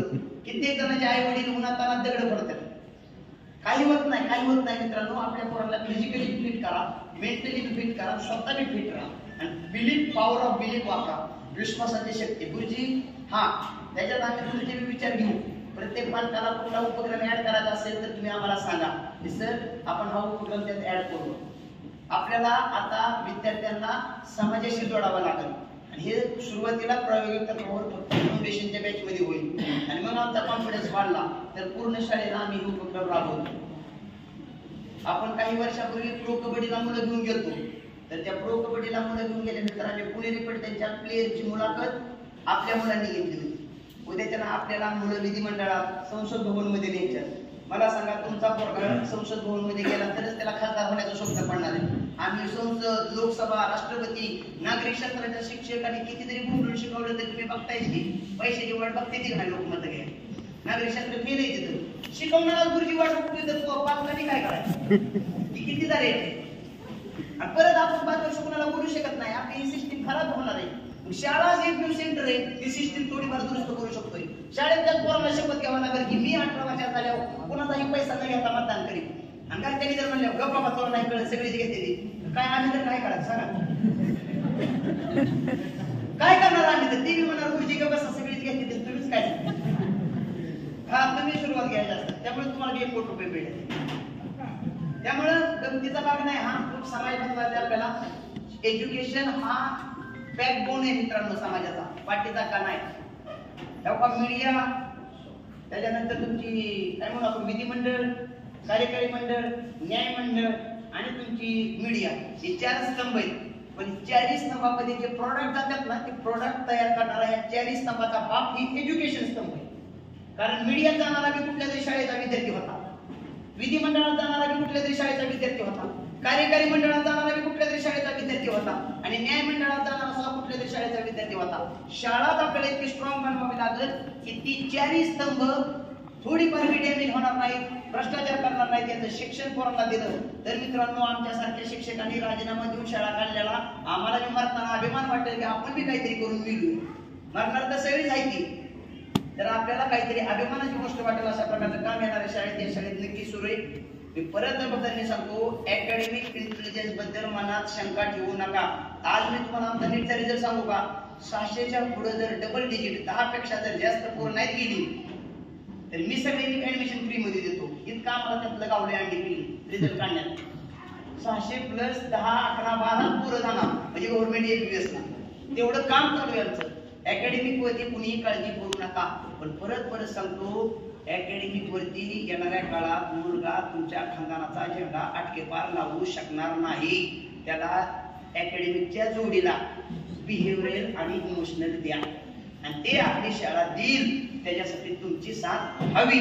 ज्यांची ऍडमिशन फाउंडेशनला होतील त्यांची यथानिहाय मिटिंगा होतील. त्याच्यामध्ये बिहेवियरल आणि उदाहरणार्थ आजच मी म्हणलं होतं सरांना की सर पूर्ण ऍडमिशन प्रक्रिया 10वीच्या पोरांच्या हातात द्या. म्हणजे हे पालक येणं पोरं बसवणं बघा तुम्हाला पुढल्या वर्षी बदल दिसतं. IIT ला आम्ही ऍडमिशन घ्यायला गेलो बऱ्याचशा मुलांना. तर तुम्हाला माहिती आहे का विषयासाठी तर काय असतं. IITच्या पोरांना IITचा एक बी प्राध्यापक ऍडमिशन प्रक्रियेत नसतो देतो. हॉस्टेलचा फॉर्म भरून गेले, कॉलेजचा फॉर्म भरून गेले, हॉस्टेल दाखवणे ही 4th इयरची मुलं करतात मित्रांनो. 4th इयरची कारण त्यांच्याची अभ्यासक्रमाचा भाग आहे. काय भाग आहे? तुम्हाला शाळा चालू आली पाहिजे. उद्याच्याला दर आठवड्याला टेस्ट असतात आमच्या शाळेत. ती मी पुढल्या वर्षी 11-12 टेस्ट कंडक्ट करण्याचं काम 9वी-10वीच्या फाउंडेशनच्या पोरांना देणार आहे. तेव्हा पालकाला हेच कळलं पाहिजे की नेमकं काय मुलीला साध्य करायचंय. तर इमोशनल आणि बिहेवियरल इंटेलिजन्स साध्य करायचं. वागण्या बोलण्याचं ज्ञान पोरांना शिकवायचंय आणि भावनिक बुद्धिमत्ता त्याची वाढवायची. शेवटी एज्युकेशनचा सर्वात मोठा आस्पेक्ट आहे त्याचं इमोशनल इंटेलिजन्स वाढवणं. इमोशनची शब्द बोर्ड जर केली तर इमोशन म्हणजे एनर्जी इन मोशन. तुम्हाला माहिती आहे का आता सध्या ज्याच्या सकारात्मक इमोशन्स आहेत तेवढी माणसं आता हे माझं ऐकताना खूप उत्साही आहे आणि ज्यांच्या इथं बसल्या नकारात्मक इमोशन चालू आहे तेवढ्या माणसाला या बोलण्याचं काही देणं नाही. एवढी ताकद त्या इमोशन्स मध्ये. नकारात्मक इमोशन्स कशा ओळखायच्या? कुणाला अपराधी भावना आहे, द्वेष भावना आहे, मत्सर भावना आहे, राग भावना आहे. या लो इंटेन्सिटी इमोशन आहेत. पटकरणी येतात पटकरणी जातात. या सगळ्या निगेटिव्ह इमोशन्स आहेत. कुणाकडे प्रेम आहे, उत्साह आहे, आशावाद आहे, कृतज्ञता आहे. त्या सगळ्या हाय इंटेन्सिटी इमोशन्स आहेत. सावकाश येतात पण टिकल्या तर जास्त काळ टिकतात. आयुष्यामध्ये ज्या वेळेस आपण मोठी कामं केलेली प्रपंचामध्ये राग घेण्यात असू द्या, पुरीचं लग्न धामधडाक्यात करायचं असू द्या, त्यावेळेस तुमच्या पॉझिटिव्ह एनर्जी तयार झाल्यात म्हणून तर तुम्ही खर्च केलेला आहे. आणि ह्या जिंदगीमध्ये यशस्वी व्हायचं असेल तर इमोशन्स वरच काम करावं लागतं. त्याला शुद्ध गावठी भाषेत इंग्रजीत तुम्ही म्हणता मूड. ज्याचा मूड जसा आहे तसा त्याच्या आयुष्यात आलेला आहे. 12 महिने 18 काळ जर मूडच निगेटिव्ह असेल तर ते प्रपंचामध्ये उचल घेईल का पाहुणं. आणि ते पोराला आपल्याला शिकवायचंय. आता आम्हाला तर एवढा स्टाफचा पगार आहे, जमीन घ्यायची, घरचं प्रॉब्लेम, दारचं प्रॉब्लेम, गावातलं प्रॉब्लेम, क्वालिटीचं प्रॉब्लेम, अमुक प्रॉब्लेम, हे मला पूर्ण जाणवलंय. इमोशनल मॅनेजमेंट हे स्किल जर आपल्याकडे नसेल तर मोठं होणं अवघड आहे. रिलेशनशिप म्हणजे नाती, सासू सासरा, आई वडील बायको, ही नाती टिकवायला बी मित्रांनो इमोशनचीच गरज आहे. आपल्या इमोशन्स अव्यक्त करता आल्या पाहिजेत. म्हणजे काय? काही गोष्टी न बोलता सुद्धा पुढच्याला बदलवता आल्या पाहिजेत. का प्रत्येकच वेळेस हसूड काढून काठी काढून राग आणि शिवाय देऊनच पुढचा बदल असं अजिबात नाही. हे एज्युकेशन सिस्टीम मध्ये आणावं लागलं. इमोशनल इंटेलिजन्स वरती खूप मोठ्या पद्धतीचा अभ्यासक्रम आम्ही बनवलेला आहे. फाउंडेशन मध्ये मुलगा आला तर त्याला आम्ही तो अभ्यासक्रम याच वर्षीपासून अंमलात आणत आहोत. मात्र रिस्की प्रोग्राम आहेत. काही प्रोग्राम इतके रिस्की आहेत की तिथं आपल्याला पालकांची साथ हवी. पालक तिथं लागणार आहे, सिस्टीम सोबत लागणार आहे आणि मग आपण सर्वजण मिळून देश बदलण्यासाठी खरीचा वाटा देऊ शकतो. असे हे सर्व इत्तमभूत माहिती आहे. अकॅडमिक अँगल झाला, बिहेवियरल अँगल झाला, इमोशनल अँगल झाला. तुमचा मुलगा ज्यावेळेस तुमच्या घरी पाहुणे रावळे येतात त्यावेळेस 100 पैकी 100 मार्क पडणारा पोरगा पाहुण्या रावळ्याजवळ जाऊन जर गप्पा मारत नसेल, त्यांच्याशी व्यवस्थित बिहेवियर करत नसेल तर पाहुणा रावळा कधीच म्हणत नाही पोरग हुशार आहे. कारण पाहुण्या रावळ्याला नसावी येत नाही, पाड येत नाही, त्याला गुरुजी गेला तर प्रश्न येत. गुरुजी ठरवल हुशार आहे का फक्त अकॅडमिक. पण अननोन पाहुणा म्हणजे अभ्यासाला नाद नसलेला पाहुणा पाणी कसं आणून देतोय, पाणी आणून दिल्यानंतर समजा तिथं IPL चा विषय निघाला तर त्यात मधीच म्हणतोय का पण त्याला उगाच कॅप्टन केलं, रोहित शर्माला केलं, लगेच म्हणा पोरग हुशार आहे कुठल्या शाळेत मंडईमध्ये गेलं पोरग चुनचुनीत पोरग आजी लगेच म्हणते कोणाचं पोरग हुशार पोरग आहे. आणि हे आमचं नसावी मसावी पक्की शेकडेवारी पक्क नफा पक्का. आजी कितीला पेंडी 25. आजीला त्या पोराची दखल घेऊ वाटते का नाही. आता मी ज्या वेळेस आमदार साहेबांना बोलतो, मंत्री महोदयांना बोलतो, राज्यपाल साहेबांसोबत एकदा माझं बोलणं झालं, मी नम्रपणे सांगतो मित्रांनो, मला शाळेतलं किती येते म्हणून त्यांनी कधीच मला म्हणले नाही हुशार आहे राव तुमची तुम्ही. मी तिथं काय बोललो म्हणजे मी तिथं काय बिहेवियर केलं त्याच्यावर लागते ते म्हणते ती गुरुजी लय हुशार दिसतोय राव. मग शाळा त्यांची तशीच आहे म्हणजे ओळखलंय कसं आम्हाला आमच्या बिहेवियरवर ओळखलंय पाहुण्यांना. म्हणून तुमची पोरं सुद्धा आपल्याला बिहेवियर आणि इमोशनली स्ट्रॉंग करायचे हा मुद्दा सगळ्याला पटलेला असावा. आणि तुम्ही सुद्धा आता इथनं पुढं कोणाच्या घरी IPL ची मॅच बघतात हातवर करायचं साधं उदाहरण IPL बघताय तर माझं एक म्हणणं आहे पोरांना IPL नाव असं नाही पाहुणं. अहो काही ती स्टेट सगळी बँकेत ठेवू नका, पटकनी एक मॅच त्याला मैदानात नेऊन दाखवा, दरवर्षी दाखवा. त्याला मोठी स्वप्न बघायची असतील ना तर मोठी ठिकाणं दाखवा. शाळेला मर्यादा येईल त्यावेळेस तुम्ही मैदानात यायचे. त्याला ज्याचा नाद आहे ना ते टीव्ही दाखवू नका, कारण टीव्ही दिसणारी माणसं टीव्ही बघत नाही ती, आणि टीव्ही बघणारी कधी टीव्ही दिसत नाही. त्यामुळे आपल्याला काय करायचंय, आपल्याला टीव्ही दिसायचं असेल तर आपल्याला तिकडे द्यावं लागेल, मोठी स्वप्न दाखवावं लागते. राजकारणाचा घरी ज्याच्या नाद आहे त्यांनी काल राज ठाकरेंची सभा झाली बघा, कुठं झाली, मुंबईमध्ये सभा झाली. ऐका ना, काय नाही शिकलं तर ते ट्युनिंग शिकत, रिदम शिकत, हातवारे शिकत. इथं वक्तृत्वाला आम्ही शिकवतो हातवारे कर.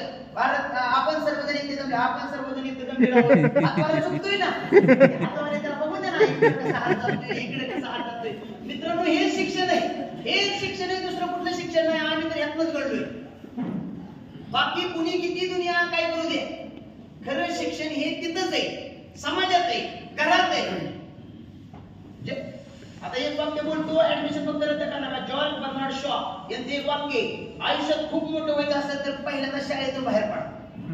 शाळा म्हणजे चार भिंतीच्या आत एकच माणूस, त्याची तेवढीशी लिमिटेड मानसिकता, ती आपल्या पोराला घडवणार. हे तुम्ही एवढे मोठं अपमान आहे. त्याचं म्हणणं हे जगात पूर्ण फिरू दे तेव्हा ती पूर्ण महान होईल.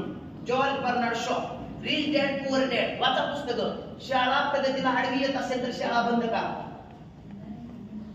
पण इथं तुम्हाला आडवी येणार नाही. तुम्ही पळा, आम्ही तुमच्या सोबत, मी तर पळेल बघा, आम्हाला दुसरं काम काय नाही. तेव्हा एक विद्यार्थी आमचा आता तो इंग्लंडला त्याला MBA करा. भरपूर मित्रांनो या शाळेतले माझे विद्यार्थी माझ्या संपर्कात आहेत. आपल्याला अमेरिका, जर्मनी, जपान सगळं शिकायचं. या शाळा फक्त 12वी आणि 10वीच्या निकालासाठी अजिबात नाहीये. फक्त तुम्ही या शाळेत पोरगा टाकल्यानंतर काय जुळवायचे मग असं वाक्य ध्यानात ठेवा, EPTA स्ट्रॉंग ठेवा. फिलिंग्स, बिलीफ, थॉट्स, ऍक्शन इतक्या चांगल्या ठेवा, काहीतरी चमत्कार घडून तुमचं पोरग चांगलंच म्हणा. EPTA आणि आमच्या शाळेच्या एनर्जीच्या फ्रिक्वेन्सी, तुमची फ्रिक्वेन्सी मॅच नाही झाली तर आम्हाला तुम्ही आवडणार नाही, तुम्ही आम्हाला आवडत नाही, कोणी कुणाला आवडणार नाही. कधी कधी एखाद्या माणसाने आपलं काहीच केलं नसतं पण दिसला की उघडू काय झालं असतं, EPTA स्ट्रॉंग आहे. त्यांनी तिथं बसून फक्त तुमच्याबद्दल वाईट चिंतेत असतं आणि तुम्ही बी त्याच्याबद्दल वाईट चिंतेत असतं. कुणीच सुधारायचं नाही, दोघांना एकमेकांकडे नुसतं बोलायचं, पण आतून जर उभं राहिलेच तसलं तर आमच्याबद्दल तुम्हाला होऊन द्यावं नका आणि तुमच्याबद्दल आम्हाला होऊन द्यावं नका. सगळ्यांचं सत्यानाश होईल. फी नाही दिली तर प्रेमाने सांगा फी दे तू, पण उगं फी नाही दिली म्हणून आम्हाला करमू नाही आणि तुम्ही जास्त फी दिली पण शिकू नाही म्हणून तुम्हाला करमू नाही. असलं काय करू नका. नांदायचं असेल तर लय उत्साहाने नांदावं, नाहीतर सरळ वेगळं. मी सगळ्या पालकांना सांगतो असं कसलं बरं हे का आमच्या शाळेत नाही टाकला तर कुठल्या तरी शाळेत टाका, तिथं बिहीच आहे. घरोघरी मातीच्या चुलीत सर आम्ही बी 100% परिपूर्ण अजिबात नाही विचार सेट. आमच्यात बी चुका आहे, आमच्यात बी शिक्षक चुकणार आहे, आमची बी सिस्टीम पुढे आणणार आहे, पण तुम्ही पॉझिटिव्ह बघितलं तर ती सिस्टीम ऑटोमॅटिक दुरुस्त होणार आहे. एखादा माणूस चुकलाय त्याला चूक सिद्ध करून आपण मानवत नसतो, ती माणूस डबल चुकत असतो. तुम्ही त्याला समजावून सांगून चूक दुरुस्त करून घेत असताल तर तुम्ही महान होताल, ती चूक करत नाही. आपल्या बाबतीत तर चूक होणार नाही. शाळेकडे एक पवित्र मंदिर म्हणून भगवंताचं निवासस्थान म्हणून बघितलं. गुरुजी म्हणजे गुरु ब्रह्मा, गुरु विष्णू, गुरुदेव महेश्वरा या अँगलने बघितलं तर तुमच्या कुटुंबात प्रगती होणे आहे आहे आहे. याच्यात पुन्हा ज्योतिषाची गरज नाही सांगायला की अडचण येईल म्हणून. अशा पद्धतीने आपल्याला पुढे जायचं आहे. आता पेपर आज होईल, आज तारीख 31 ना, 5 तारखेला निकाल लागेल. प्रत्येक मुलांची इयत्ता यादी लागेल. इयत्ता यादी लागली की दररोज आम्ही प्रत्येक इयत्तेची 15-15, 20-20 मुलं 1 बाय 1 चेक करायला घेऊ. तिथं मला परत कोणी क्रॉस प्रश्न विचारायचे नाहीत. त्याला कारण आहे 12वीच्या पॉईंटवर लेक्चर घेणार का तुम्हाला वेळ देणार तरी मी तिथं बसेल. पण आज तुम्हाला काय प्रश्न विचारायचे असतील ते विचारा. तिथं फक्त डायरेक्ट ठरल पटापटी झाली सुपारी फोडायला का फोडा म्हणजे तिथं कुणी गुरुजी मग तुम्ही म्हणता इष्टीत पोरग बसवायचं मग ती कंडक्टरने पोरग खाली उतरी उडत ती पुन्हा घडलं ऍडमिशन घ्या मग पुन्हा आपण बघू पण ती पोरग मग कुठे कुठं येणार तू तसं जाणार गाडी अहो ती पुन्हा जा बागे ऍडमिशन झाल्या पुन्हा आपण बसू पालकापैकी 1 जण त्या गाडीत बसू बस अशा पद्धतीने आपल्याला ते करावं लागतं. आता तुम्हाला काय शंका असतील तर तुम्ही विचारू शकता. मी परत एकदा बघायला सांगतो आम्ही 100% अकॅडमिक मध्ये तालुक्यात खरंच आम्ही चांगला आहोत, जिल्ह्यातही चांगला आहोत अकॅडमिक मध्ये म्हणजे शाळेत ज्ञान आणि आमच्यापेक्षा भारी बिहेवियरला इमोशनलला कोण सांगू का मी ज्ञान प्रबोधिनी आम्हाला वाटतं की तिथे एक तर पोरं घडवतात चांगली आणि अजून काही पैसे शाळा आहेत. या अंबानीच्या शाळेत ना 1.5 लाख 2 लाख अकॅडमिकला आमच्या लय खाली पण मोठी स्वप्न दाखवायला आमच्या लय वर तिथली पोरं म्हणजे आपण म्हणतो म्हणाले हाय पाय शाळेमध्ये पोरा टाकला वाया जात नाही तिथे फायदा कारण तिथं तुम्हाला आता उदाहरणार्थ वाईला गेला तुम्ही जर शाहरुख खानची मुलगी दिवाळकी पोरग एक बोलते तिथं होतं शिकाय सब विचार करा तुम्ही 2 मिनिटं तुमच्या पोराचा हापास गेलेला तुमच्या पोराचा मित्र शाहरुख खानचं किंवा एखाद्या नटाचा नटीचा पोरगा पोरगी झाला नेटवर्क म्हणतो आपण नेटवर्क वाढवलं तर प्रपंचात प्रपंच इथं आपण एकमेकाला 1 लाख उसना मागितलं तरी आपण काय म्हणतो मार्चेंड एक परत देतो म्हणतो म्हणे आपण शाहरुख खानचा पोरगा तुमच्या पोराचा मित्र आहे तरी जर 1 कोटी मागितलं ना तर 2 मिनिटात दिले 1 कोटी रुपये त्याला म्हणतात नेटवर्क बिल्डिंग म्हणून चांगल्या शाळेत पाहिजेच. मी तर आमच्या पोराला काय सांगतो विचारा एक लय साधं पोरग आहे 12वीला आणि आमच्या IITचा अभ्यास करणारी पोरं स्पेशल रूम आहे. मी त्याला एक सांगितलं अरे बाळा तो IIT नको हो पण मी सांगते तेवढं कर. प्रत्येक पोराला स्पेशल रूम आहे अभ्यासाला मी जिथं झोपतो तिथं मी त्याला एकच सांगितलंय ह्या पोरांना डबा आणून देत जा पाणी देत जा कोणाला मालिश करायची का मालिश करायचं हे सगळे IIT ला गेली ना नाही तर तुझ्या आयुष्यात इतकं सोनं होईल की तुला कळणार नाही तू कुणाची दुसरी केली. मित्रांनो चांगले असेल की म्हणते तिला चांगल्या ही व्हावा काय व्हावा साखर व्हावं ती ही पद्धत आहे. तुमच्या वर्गातल्या हुशार पोरासोबत तुमच्या पोराची दोस्ती होणं इज इक्वल टू नफा आहे. आज माझं नेटवर्क म्हणजे माझे मित्र आहे तिथं DED वाली BEd वाली हायेस्ट माझं रिलेशन कुणा संगत जाते तर त्या तालुक्याच्या आमदारासंग नेटवर्क तिथपर्यंत माझं कृष्णपासून होईल. पण माझी जर ओळख मी जर आमच्या घरातलं कोण शिकाय असतं बाहेर न्यूझीलंडच्या पंतप्रधानाचा पोरगा माझा मित्र असता तर 800 कोटी रुपये 2 मिनिटात म्हणत असतं एक राहू लगेच देतो. नेटवर्क बिल्डिंग हे काळाची गरज आहे. त्यामुळे मोठ्या शाळेत पोरं जरूर टाका पण हिथून गेला थोडी फाउंडेशन पूर्ण करा आणि 7 समुद्रापलीकडे पोरं जरूर टाका.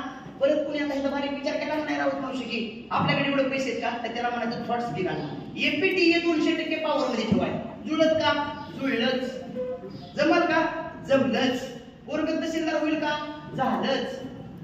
त्याला म्हणायचं पॉझिटिव्ह थिंकिंग थॉट्स एकदम जबरदस्त ठेवा.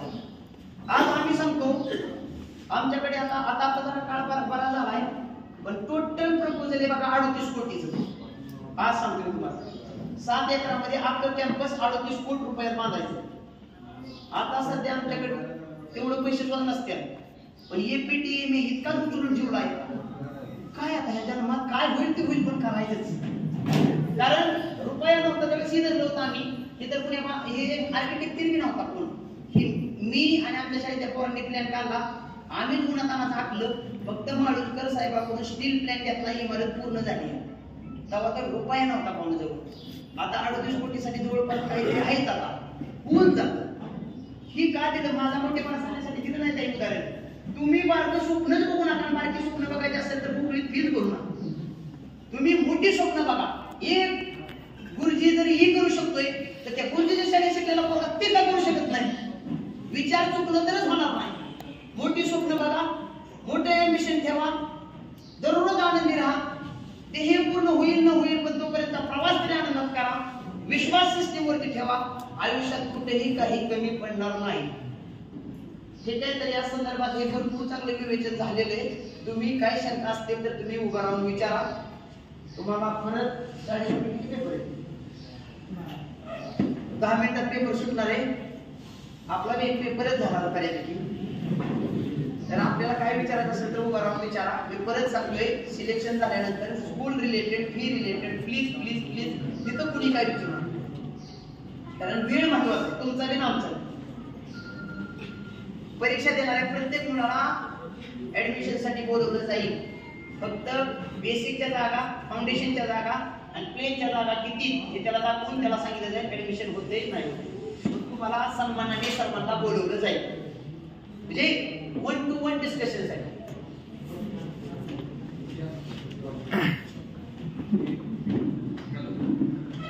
एखाद्या विद्यार्थ्याचा आता आपण प्रवेश परीक्षा घेतात, विद्यार्थ्याचा स्तर निश्चितीसाठी घेतात, त्या निश्चितीनुसार आपण गुणवत्ता लक्षात घेऊन गुणवत्तेनुसार बेसिक, प्लॅन आणि फाउंडेशन असे 3 प्रकार ठेवले.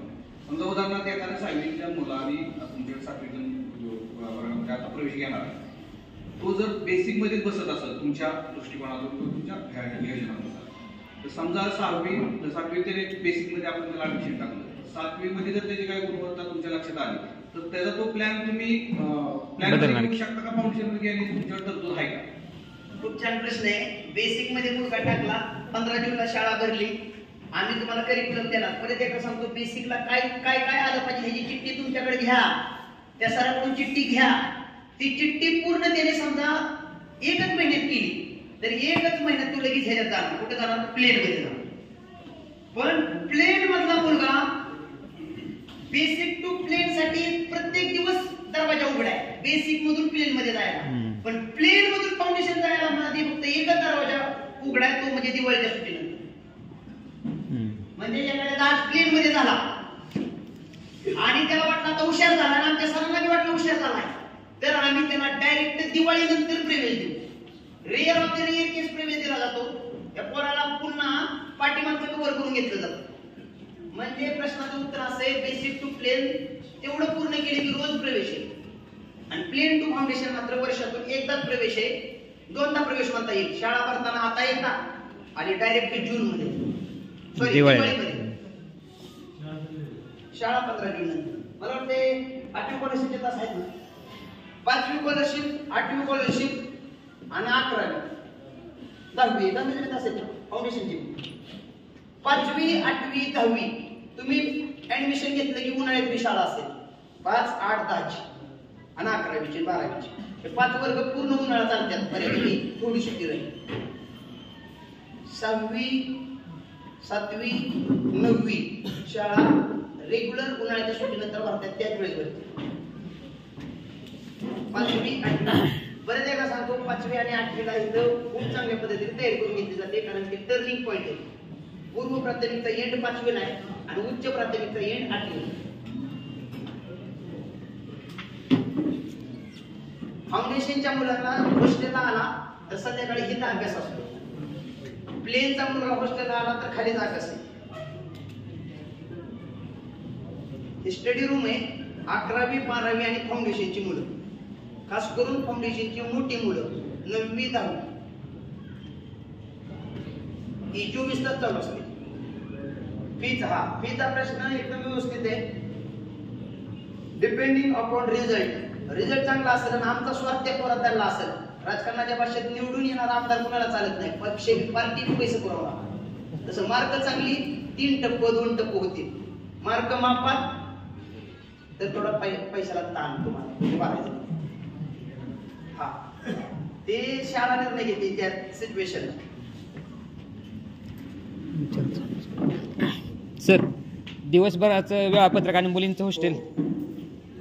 दिवसभराचं वेळापत्रक खूप छान महत्वाचं आहे. यावर्षी आमच्या शाळेमध्ये खूप मोठा बदल झालेला आहे. शाळा भरवण्याच्या टायमिंग मध्ये इमारतीची कमतरता असल्यामुळे आम्ही काय केलेलं आहे, आपल्या बेसिक, प्लेन आणि फाउंडेशन 10वी पर्यंत यांची शाळा आहे सकाळी 7:50 पासून ते दुपारी 2:10 ओके. 2:10 शाळा सुटत. त्याच्यानंतर 5वी स्कॉलरशिप, 8वी स्कॉलरशिप फी वाढली होती का, 25 होती का नाही, त्याच्यामुळे त्यांना दुपारून 2 तास एक्स्ट्रा शिकवलं जाईल स्कॉलरशिपच्या वर्गाला.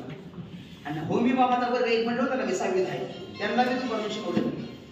एक्स्ट्रा क्लास होतील का नाही त्या संबंधित शाळेतील परीक्षेच्या, शाळेच्या सरांच्या तिथल्या सिच्युएशन वरती डिपेंड आहे. पण तास होतातच ते. 6वीचे होतात, 5वीचे होतात, 8वीचे होतात, 10वीचे होतील. 2:10 शाळा सुटली. मध्ये हो अगदी बरोबर आहे. मध्ये जेवणाची सुट्टी अशी हॉस्टेलच्या मुलाचं थोडं अजून बी क्रिटिकल आहे, थोडा खूप सेन्सिटिव्ह पॉईंट आहे. त्यामुळे मी माझ्या बोलण्यात राहिला होता. खूप छान मुद्दा उपस्थित केला तुम्ही. नाश्ता 7:50च्या आधी पोट भरून मुलं करून येतात. नाश्ता पोट भरून आहे. हॉस्टेलचा प्रश्न तिथं मिळतोय. आणि अपडाऊनच्या मुलाला सकाळी 2 लेक्चर झाल्यानंतर एक 40 मिनिटाची सुट्टी आहे. त्याला तिथं जेवण करता येते, डायरेक्ट घरनं जेवणच घेऊन येते. ते नाश्ता करून आला काय किंवा डबा घेऊन आला काय, आणि नंतर पुन्हा 2 तास झाल्यानंतर एक 25 मिनिटाची सुट्टी आहे. साधारणतः 30 मिनिटाच्या 2 सुट्ट्या झाल्या. त्यात कुठेही मुलं जेवू शकतात अपडाऊनची.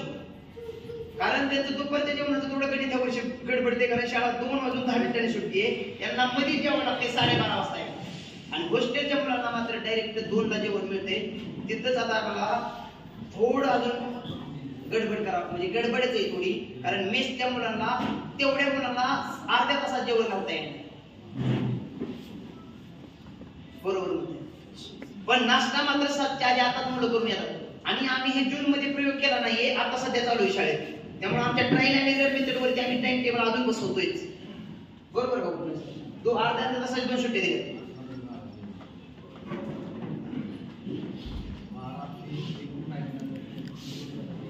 सध्या चालू असलेला टाइम टेबल आमचा असेल 7:50ला शाळा भरली, 8:10 पर्यंत प्रेयर झाली.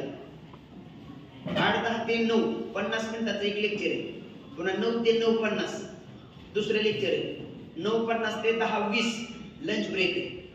10:20 ते 11:10 तिसरं लेक्चर.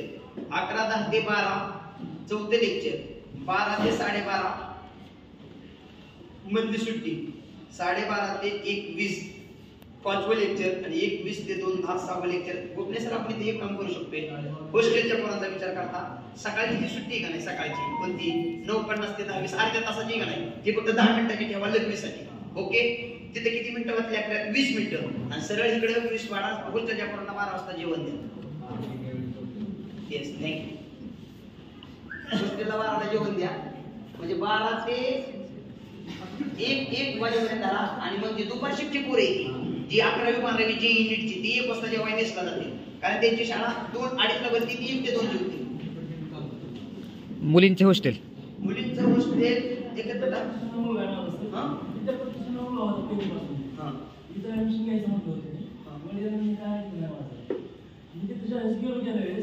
माझं म्हणणं सर्वांनी लक्ष द्यायला हवं. कारण आता जर लेक्चर जे आहे ते आपल्याला लक्ष देत नाही. मी 12वी सायन्स केली, पण माझ्या लक्षात येत नाही आता लेक्चर काय आहे अभ्यास.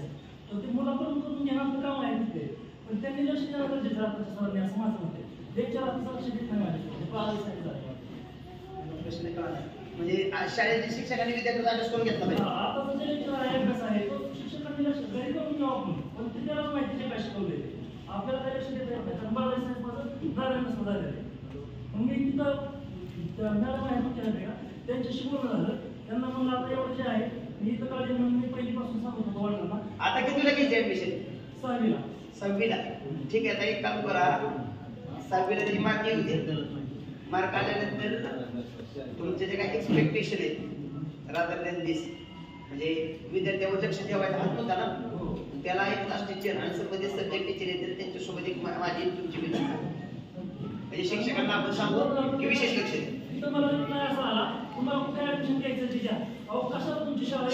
ऐका की आता मी एवढं लेक्चर त्याच्यासाठी दिलंय की कोणाच्या जगात वाईट नसतो, आपले विचार बदला ती बदलते. Life deserve life. तुम्ही ज्या दर्जाचे ना त्या दर्जाची शाळा तुम्हाला मिळणार, तुम्ही ज्या दर्जाचे त्या दर्जाची बायको तुम्हाला मिळते, तुम्ही ज्या दर्जाचे त्या दर्जाचे मित्र तुम्हाला मिळतात, तुम्ही ज्या दर्जाचे त्या दर्जाचे शेजारी तुम्हाला मिळतात. या जगामध्ये एक नियम आहे, तुम्ही त्यांना वाढताय, आपण त्यांच्याकडे नाही जात. आता तुम्ही आमच्याकडे आलाय, तुमचं नामची फ्रिक्वेन्सी मॅच झाली तरी इतिहास काढणार आहे. फ्रिक्वेन्सी मध्ये वेगळं झालं की इतिहास इथं मुगलच काढणार आहे ना. पुन्हा दुसऱ्या शाळेत म्हणणार लय बोलत होतं तिथं चष्मा लावून नाही रे, तसं काय म्हणू नका. आमचं धर्म आमच्या सगळे, तुमचं तुमच्या सगळे. आपण काय करू, तुमच्या प्रश्नाचं उत्तर 1 मिनिटात आहे बघा. ऍडमिशन झालं की संबंधित शिक्षकांची तुमची माझी मीटिंग होणार. मी संबंधित शिक्षकांना तुमच्या समोर काही गोष्टी सांगा. तुम्ही दर महिन्याच्या दुसऱ्या चौथ्या शनिवारी येऊन हातनावर गुरुजी म्हणले तसे शिक्षक आहेत ते काही याच्यावर लक्ष ठेवायचं. कारण मी परत सांगतो तुमचं काम आहे, मला ते खरं नाही आता जमत. तुम्ही फक्त लक्ष नाही दिलं तर गुरुजी खूप छान शाळा आहे, सकारात्मक बोलायचं, सगळं चांगलं चालेल, मला लक्ष देऊ वाटते तुम्ही जा तर आपण लगेच चेक करू. बऱ्यापैकी मला त्यातलं कळतंय, एका मिनिटात ते प्रश्न सुटतोय. पण तिकडं तुमची पालकाची सराची जर भांडण्यापिंडी जर झाली तर वर्षभर त्या पोराकडे ते जर इतका सर तरी आमचा कसा पॉझिटिव्ह कोण बघायचा प्रेमाने चेकिंग नाही. मुलींच्या गोष्टीचा एक असा प्रश्न आहे, आपल्या शाळेत ती सोयी नाहीये. शाळेला चिटकून या गावामध्ये 4-5 हॉस्टेल आहेत खाजगी, रोडला टच सगळी हॉस्टेल आहेत, CCTV camera on the road आहे. नाईट ड्युटीला आमचा एक माणूस असतो हॉस्टेलच्या तिथं, त्याच्याने आपल्यातच हे बऱ्यापैकी कंट्रोलिंग होते.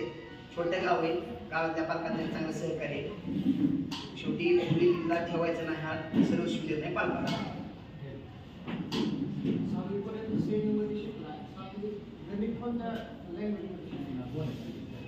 स्कॉलरशिपचं मराठीत, फाउंडेशनचं, सेमीचं इंग्रजी.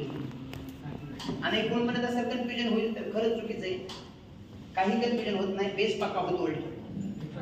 लसावी आणि मसावी काढा येणं महत्वाचं आहे. काही एलसीएम आता आमच्याकडे आता तुमच्या पोरांना मी चेक केले काय पोरांना एलसीएम एससीएम कळत नाही त्यांना. आणि मराठी मीडियमचं पोरग असताना तुटूनच लसावी मसावी काढते तेच नाही. इंग्रजी प्लस मराठी म्हणते त्याला, हिंदी म्हणजे हिंदी प्लस इंग्लिश नाही, इंग्लिश कसं म्हणतात तसं इंग्लिश. मराठीत गणित कुठं होईल बोला असं. सीबीएसई मध्ये सेमिनार चालेल की कंटेंट आता कोण कुठे चालेल. आजची एक परीक्षा आहे आणि नंतर 1 to 1 एक परीक्षा आहे.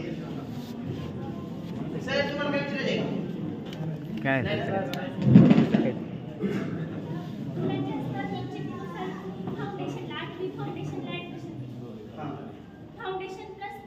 येस हो त्याला फाउंडेशन आणि स्कॉलरशिप स्कॉलरशिप मराठी नाही जमली होणार कारण फाउंडेशनला 2च विषय, सायन्स आणि मॅथ्स. ओके, त्यातला मॅथ्स विषय स्कॉलरशिपला जसा तसा आहे, फक्त तो मराठीत होणार आणि फाउंडेशन मध्ये इंग्रजीत होणार. स्कॉलरशिपचं मराठीचं तो सेमीचा मुद्दा असेल, स्कॉलरशिपचं काही इंग्लिशमधून नाही काही मराठीतूनच इंग्लिश मधून घेता येतं की फक्त तो तर इंग्लिश मीडियम नंबर काय का सेमी 7वीला सेमीला होता म्हणजे तो मराठीत गणित शिकलेला नाही. मराठीत काय घेतो माहितीये का, ती गणिताची फील्ड होतो, त्याला फील्ड म्हणजे त्याला ती समजते. दर साल दर शेकडे 15 दराने 4 लाख रुपयाचे 3 वर्षाचे सरळ व्याज किती हे जे इंग्लिश मध्ये विचारलं तर ती फिलिंग येत नाही त्याला. मराठीमध्ये जी फिलिंग येते ना त्याने ते प्रश्न त्याला कायमस्वरूपी कळतात. तरीही आमचे जे सर मराठीतून शिकवतात का ते मध्ये इंग्रजी शब्द देतातच ना. आणि स्कॉलरशिपचा पेपर हा 2 लँग्वेज मध्ये असतो. एका बाजूला इंग्लिश मध्ये प्रश्न असतो आणि त्याच्या दुसऱ्या बाजूला मराठीत प्रश्न असतो.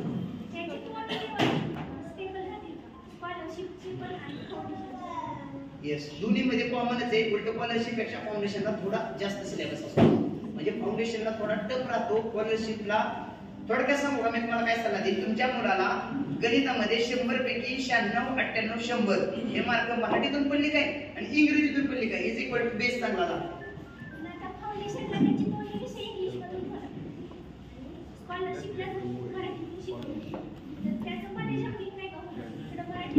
मुद्दा आहे बघा बरोबर. लय थोड्या पोरांचं जेवलिंग होतंय पण ते आमच्या शिक्षकांचं क्रेडिट आहे की कसं आहे का एकाच वेळेस हे 2 विषय शिकवले जातात. उदाहरणार्थ फाउंडेशन तुमच्या मुलाचं सकाळी चालू झालं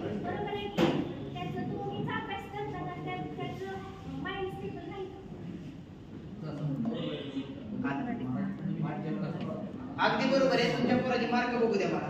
म्हणजे मी कसं सांगतोय, मी त्याला 2 तोंडी प्रश्न विचारतो मराठीत आणि 3 प्रश्न इंग्रजीत विचारतो. त्याच्यानंतर मला जाणवलं ह्याची टेक्निकल लँग्वेज म्हणजे समजून घ्यायची क्षमता कुठल्या लँग्वेज मध्ये चांगली आहे. त्याच्यानंतर एक आपल्याला निर्णय घेता येईल. पण 100 पैकी 3, 4, 5, 6 मुलांना फक्त असे प्रॉब्लेम ह्याच्या मागे आले.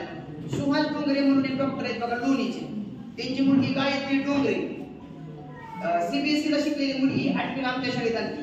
तुम्ही जर कोणाच्या वेळेस असतील तर त्या मुलगीला पप्पाला तुम्ही भेटा. ती मुलगी 3 महिने रडत होती, मला इथे शिकायचंच नाही. कारण तुम्ही म्हणताय तसाच प्रॉब्लेम झाला. तिला मराठीमध्ये गणित शिकायला इंटरेस्ट नव्हता. ती खूप तिला त्रास व्हायचा. ती म्हणायची मला हे कळतच नाही, पण मला जाणवलं होतं ही मुलगी हुशार आहे. आणि त्या डॉक्टरांचा आमच्यावरती खूप विश्वास होता. अश्विनी नरुटे मॅडम तिला गणित शिकवत होती. मग नंतर त्या पुरीच्या आईवडिलाच्या माझ्या मीटिंग झाल्या. तिला हळूहळू जे जे येते मराठीतून ते आधी चालू केलं. तिला मार्काची तुळी चटक लागली आणि मग तिला जाणवायला लागलं हे बी सोपं आहे. 3 महिन्यानंतर ती रुळली. 8वी स्कॉलरशिपला जिल्हा बनवता येत आली. 10वीला 97% मार्क पडले तिला. म्हणजे पुन्हा इतिहास भूगोल तिने मराठीत दिला. सीबीएसईची मुलगी होती, तिला मराठीबद्दल काही इंटरेस्ट नव्हता, पण तो क्रिएट झाला. थोडक्यात सांगू का, आमच्या शिक्षकाचं ते क्रेडिट आहे. जर त्या मुलीला मराठीत गेलीच नाही नसतं वाटलं तुमच्या विद्यार्थ्याला, तर ती शिक्षक थोडा कमी पडतोय. मग थोडं मी डोकं चालवू शकतो, शिक्षक डोकं चालवल, तुम्ही थोडं डोकं चालवलं, त्या मुलीला किंवा विद्यार्थ्याला इंटरेस्ट क्रिएट झाला तर कॅरी ऑन करता येतं. नाहीतर काय काय ऍडमिशन्स जमत नाही म्हणून केट सुद्धा करू शकतो. केलेत ते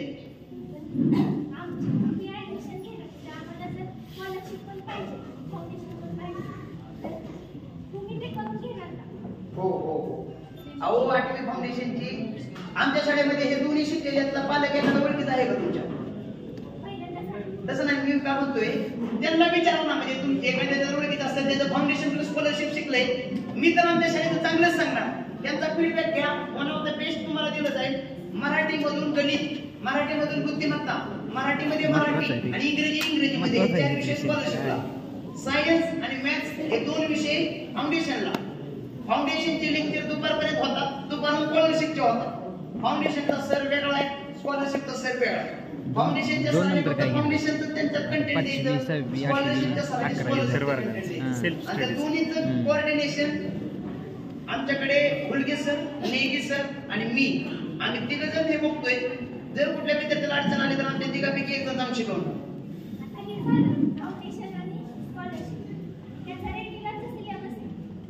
अगदी बरोबर आहे, पण मी मगाशी म्हटलं तसं ते बोनस असेल तो वीकेंडला शिकवतात. वीकेंडला शिकवला जाईल, बोनस असेल. नाही झालं तर किंतु परंतु नाही. कारण सांगा बरं का, फाउंडेशन आणि स्कॉलरशिप इतका मोठा ढिग आहे. त्याच्यात हिंदीची कविता फक्त अशी बोलून टाकावं लागते आम्हाला. झाली रे कविता त्याला हिंदीचे उतारे असतात. हिंदीचे उतारे, व्याकरण याच्यावरती मुलगा पास होतो. अकारिक मूल्यमापन आमच्या हातात मार्क असतात 40 मार्क. मी एकदम आता या सगळ्या गोष्टी बोलते तुम्हाला म्हणले की मी एवढं सांगेल तुम्हाला, तुमच्या पोराला सायन्स मॅथ चांगलं करायचंय का फाउंडेशनला टाका. तुमच्या मुलाला हिंदी ही सगळं शिकवायचंय का प्लेनला टाका. तुमच्या मुलाचं वाचन लेखन चांगलं करायचंय का बेसिकला टाका.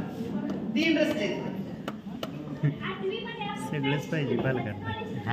पालकाला 8वी मध्ये आपण सायन्स आणि अगदी बरोबर आहे ताई, सायन्स आणि मॅथ्स शिकणार आहे त्या पोराला सांगायचंय. कारण तुझं करिअर ह्या 2च विषयात आहे. मी सुरुवातीला सांगितले करिअर ओरिएंटेड शिकवा.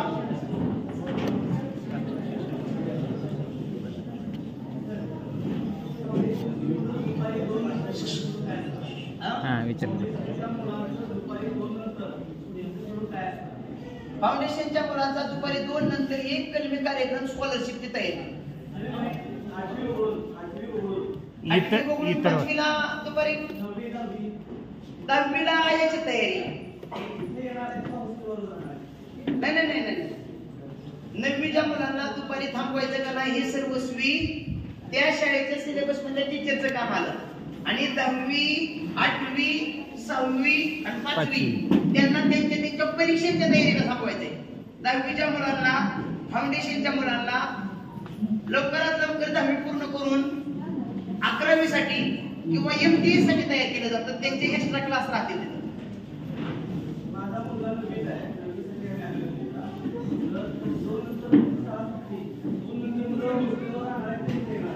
हॉस्टेलचं शेड्यूल नव्हतं का? 2 नंतर ती मुलं काय करणार? तुमचा मुलगा 9वीला मला कळलं. आपल्याकडे फाउंडेशनचे या वर्षी 2 वर्ग आहेत, फाउंडेशन 1, फाउंडेशन 2. एका वर्गामध्ये मॅक्झिमम 40-45 मुलं होती. या वर्षी मॅक्झिमम 60 मुलं राहतील. 60 मुलाचे समजा 3 वर्ग झाले, F1, F2, F3 9वीच बोलतो. आता तर त्याच्यामध्ये आम्ही काय करतो, दिवाळीपर्यंत किंवा पहिल्या 3 महिन्यात सुपर फाउंडेशन एक बॅच निघते. सुपर फाउंडेशन म्हणजे स्पेशल जावाय बॅच म्हणतो आम्ही त्याला. ती पोरं आम्ही 3 वर्गातून सुपर डुपर हिट पोरं बाजूला काढण्याचा प्रयत्न करतो की त्याची ग्रास्पिंग पॉवर सुपर आहे. तर त्या पोरांना दुपारी थांबवलं जातं आणि त्यांना 9वी अधिक 10वी 9वीतच पूर्ण केलं जातं. आणि ती ऑन रेकॉर्ड 10वीला जाताना त्याला 11वी बसवलं जातं. आलं तुमच्या ध्यानात? म्हणजे खूप हुशार मुलगा आहे तर त्याला 2 वर्ष 9वी 10वी करायला लावत नाही आम्ही, एकाच वर्षात 9वी अधिक 10वी करतो. आता 8वीला ज्यांची लेकर आहेत, ज्याचा मुलगा राज्यात आलाय त्याला ही जावाय स्कीम लगेच चालू आहे. कशी? 8वीला राज्यात आलाय म्हणजे 9वी 2 वर्षात पूर्ण करणार. 10वी त्यांनी वर्गात बसायचं नाही, 10वीला 11वीत डायरेक्ट जाऊन बसायचं. 11वीच्या मुलासंग फायद्याची यंदा आमची अशी 16 मुलं आहेत त्यांच्यावर काम चालू आहे की जी यंदा 11वीला बसणार आहेत 10वी सोडून. 10वीला बोर्डाचा पेपर देणार तिथे कुणी काही म्हणायचं नाही, तिथं त्याला 45, 50, 60, 70, 80 काय पडतात ते पडतात. 11वीला किती आठवड्याच्या टेस्टला पडतात त्याला आम्ही तुमच्याशी बांधिले. खूप चांगला प्लॅन आहे ती. आणि दुसरी एक आनंदाची बातमी तुम्हाला सांगतो. 9वी 10वी आपली संपती 2 वाजून 10 मिनिटांनी, बरोबर का? आणि 11वी चालू होती 2:30 वाजता. एखाद्या पोराला वाटलं माझं 9वी 10वीचं फक्त गणितच कच्चं आहे आणि फिजिक्स केमिस्ट्री बरं आहे, तर त्या पोराने फक्त सकाळ शिफ्ट मध्ये गणिताच्या तासाला बसायचं आणि दुपारी 11वीच्या 12वीच्या 11वीच्या वर्गात फिजिक्स केमिस्ट्रीच्या तासाला बसायचं. म्हणजे कसं? एखाद्या मुलाला केमिस्ट्री विषय फक्त केमिस्ट्री विषय पूर्ण करायचा आहे तर त्याला केमिस्ट्रीचा पूर्ण करता येतोय. पण हे सगळ्यांना नाही म्हणून मी इथं सांगा नाही, तिथं वशिला नाही, ती पोराची नॉलेज बोलणार आहे. म्हणजे 11वीतल्या पोराला येत नाही तेवढं तुमच्या 9वीतल्या पोराला येणार आहे. एक वेळेस ती मुलगा तिथं जाणार.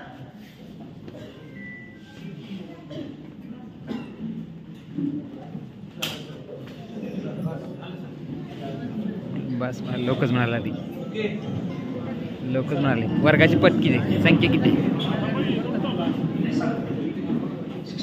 आता 5 तारखेला निकाल लागेल. निकाल लागेल म्हणजे इयत्ता निहाय गुणवत्तेनुसार यादी लागेल. आम्ही तुम्हाला फोन करू, त्यावेळेस तुम्ही विद्यार्थ्याला घेऊन त्या ठिकाणी आमच्याकडे यायचंय. त्याची 1 by 1 घेऊ म्हणलेत परीक्षा आणि तुम्हाला 4 दिवस आणावं लागेल आपल्याला. लेखी स्वरूपाची फी मिळेल की बाबा you have qualified for foundation, qualified for याला, क्वालिफाईड फॉर त्याला. त्याच्यानंतर तुम्हाला आम्ही सांगू की 3 दिवसात 4 दिवसात 5 दिवसात तुमचं ऍडमिशन कन्फर्म करा. म्हणजे तुम्हाला फोन आलाय त्या दिवशी तुम्ही फीस घेऊन यावं असं अजिबात नाहीये. कुणाचा एक राऊंड आहे तो इंडिव्हिज्युअल 1 by 1 चा, तो राऊंड आपला एकत्रित झाला. तुम्हाला आमचं देणं घेणं पटलं, सगळं व्यवस्थित झालं की आम्ही तुम्हाला व्यवस्थित एक डेट देऊ, याच्यात ऍडमिशन घ्या. आणि 5व्या ऍडमिशन पोरांना आम्ही लगेच सांगू याच्यात ऍडमिशन घ्या आणि या तारखेला मुलगा तासाला पाठवा. ओके.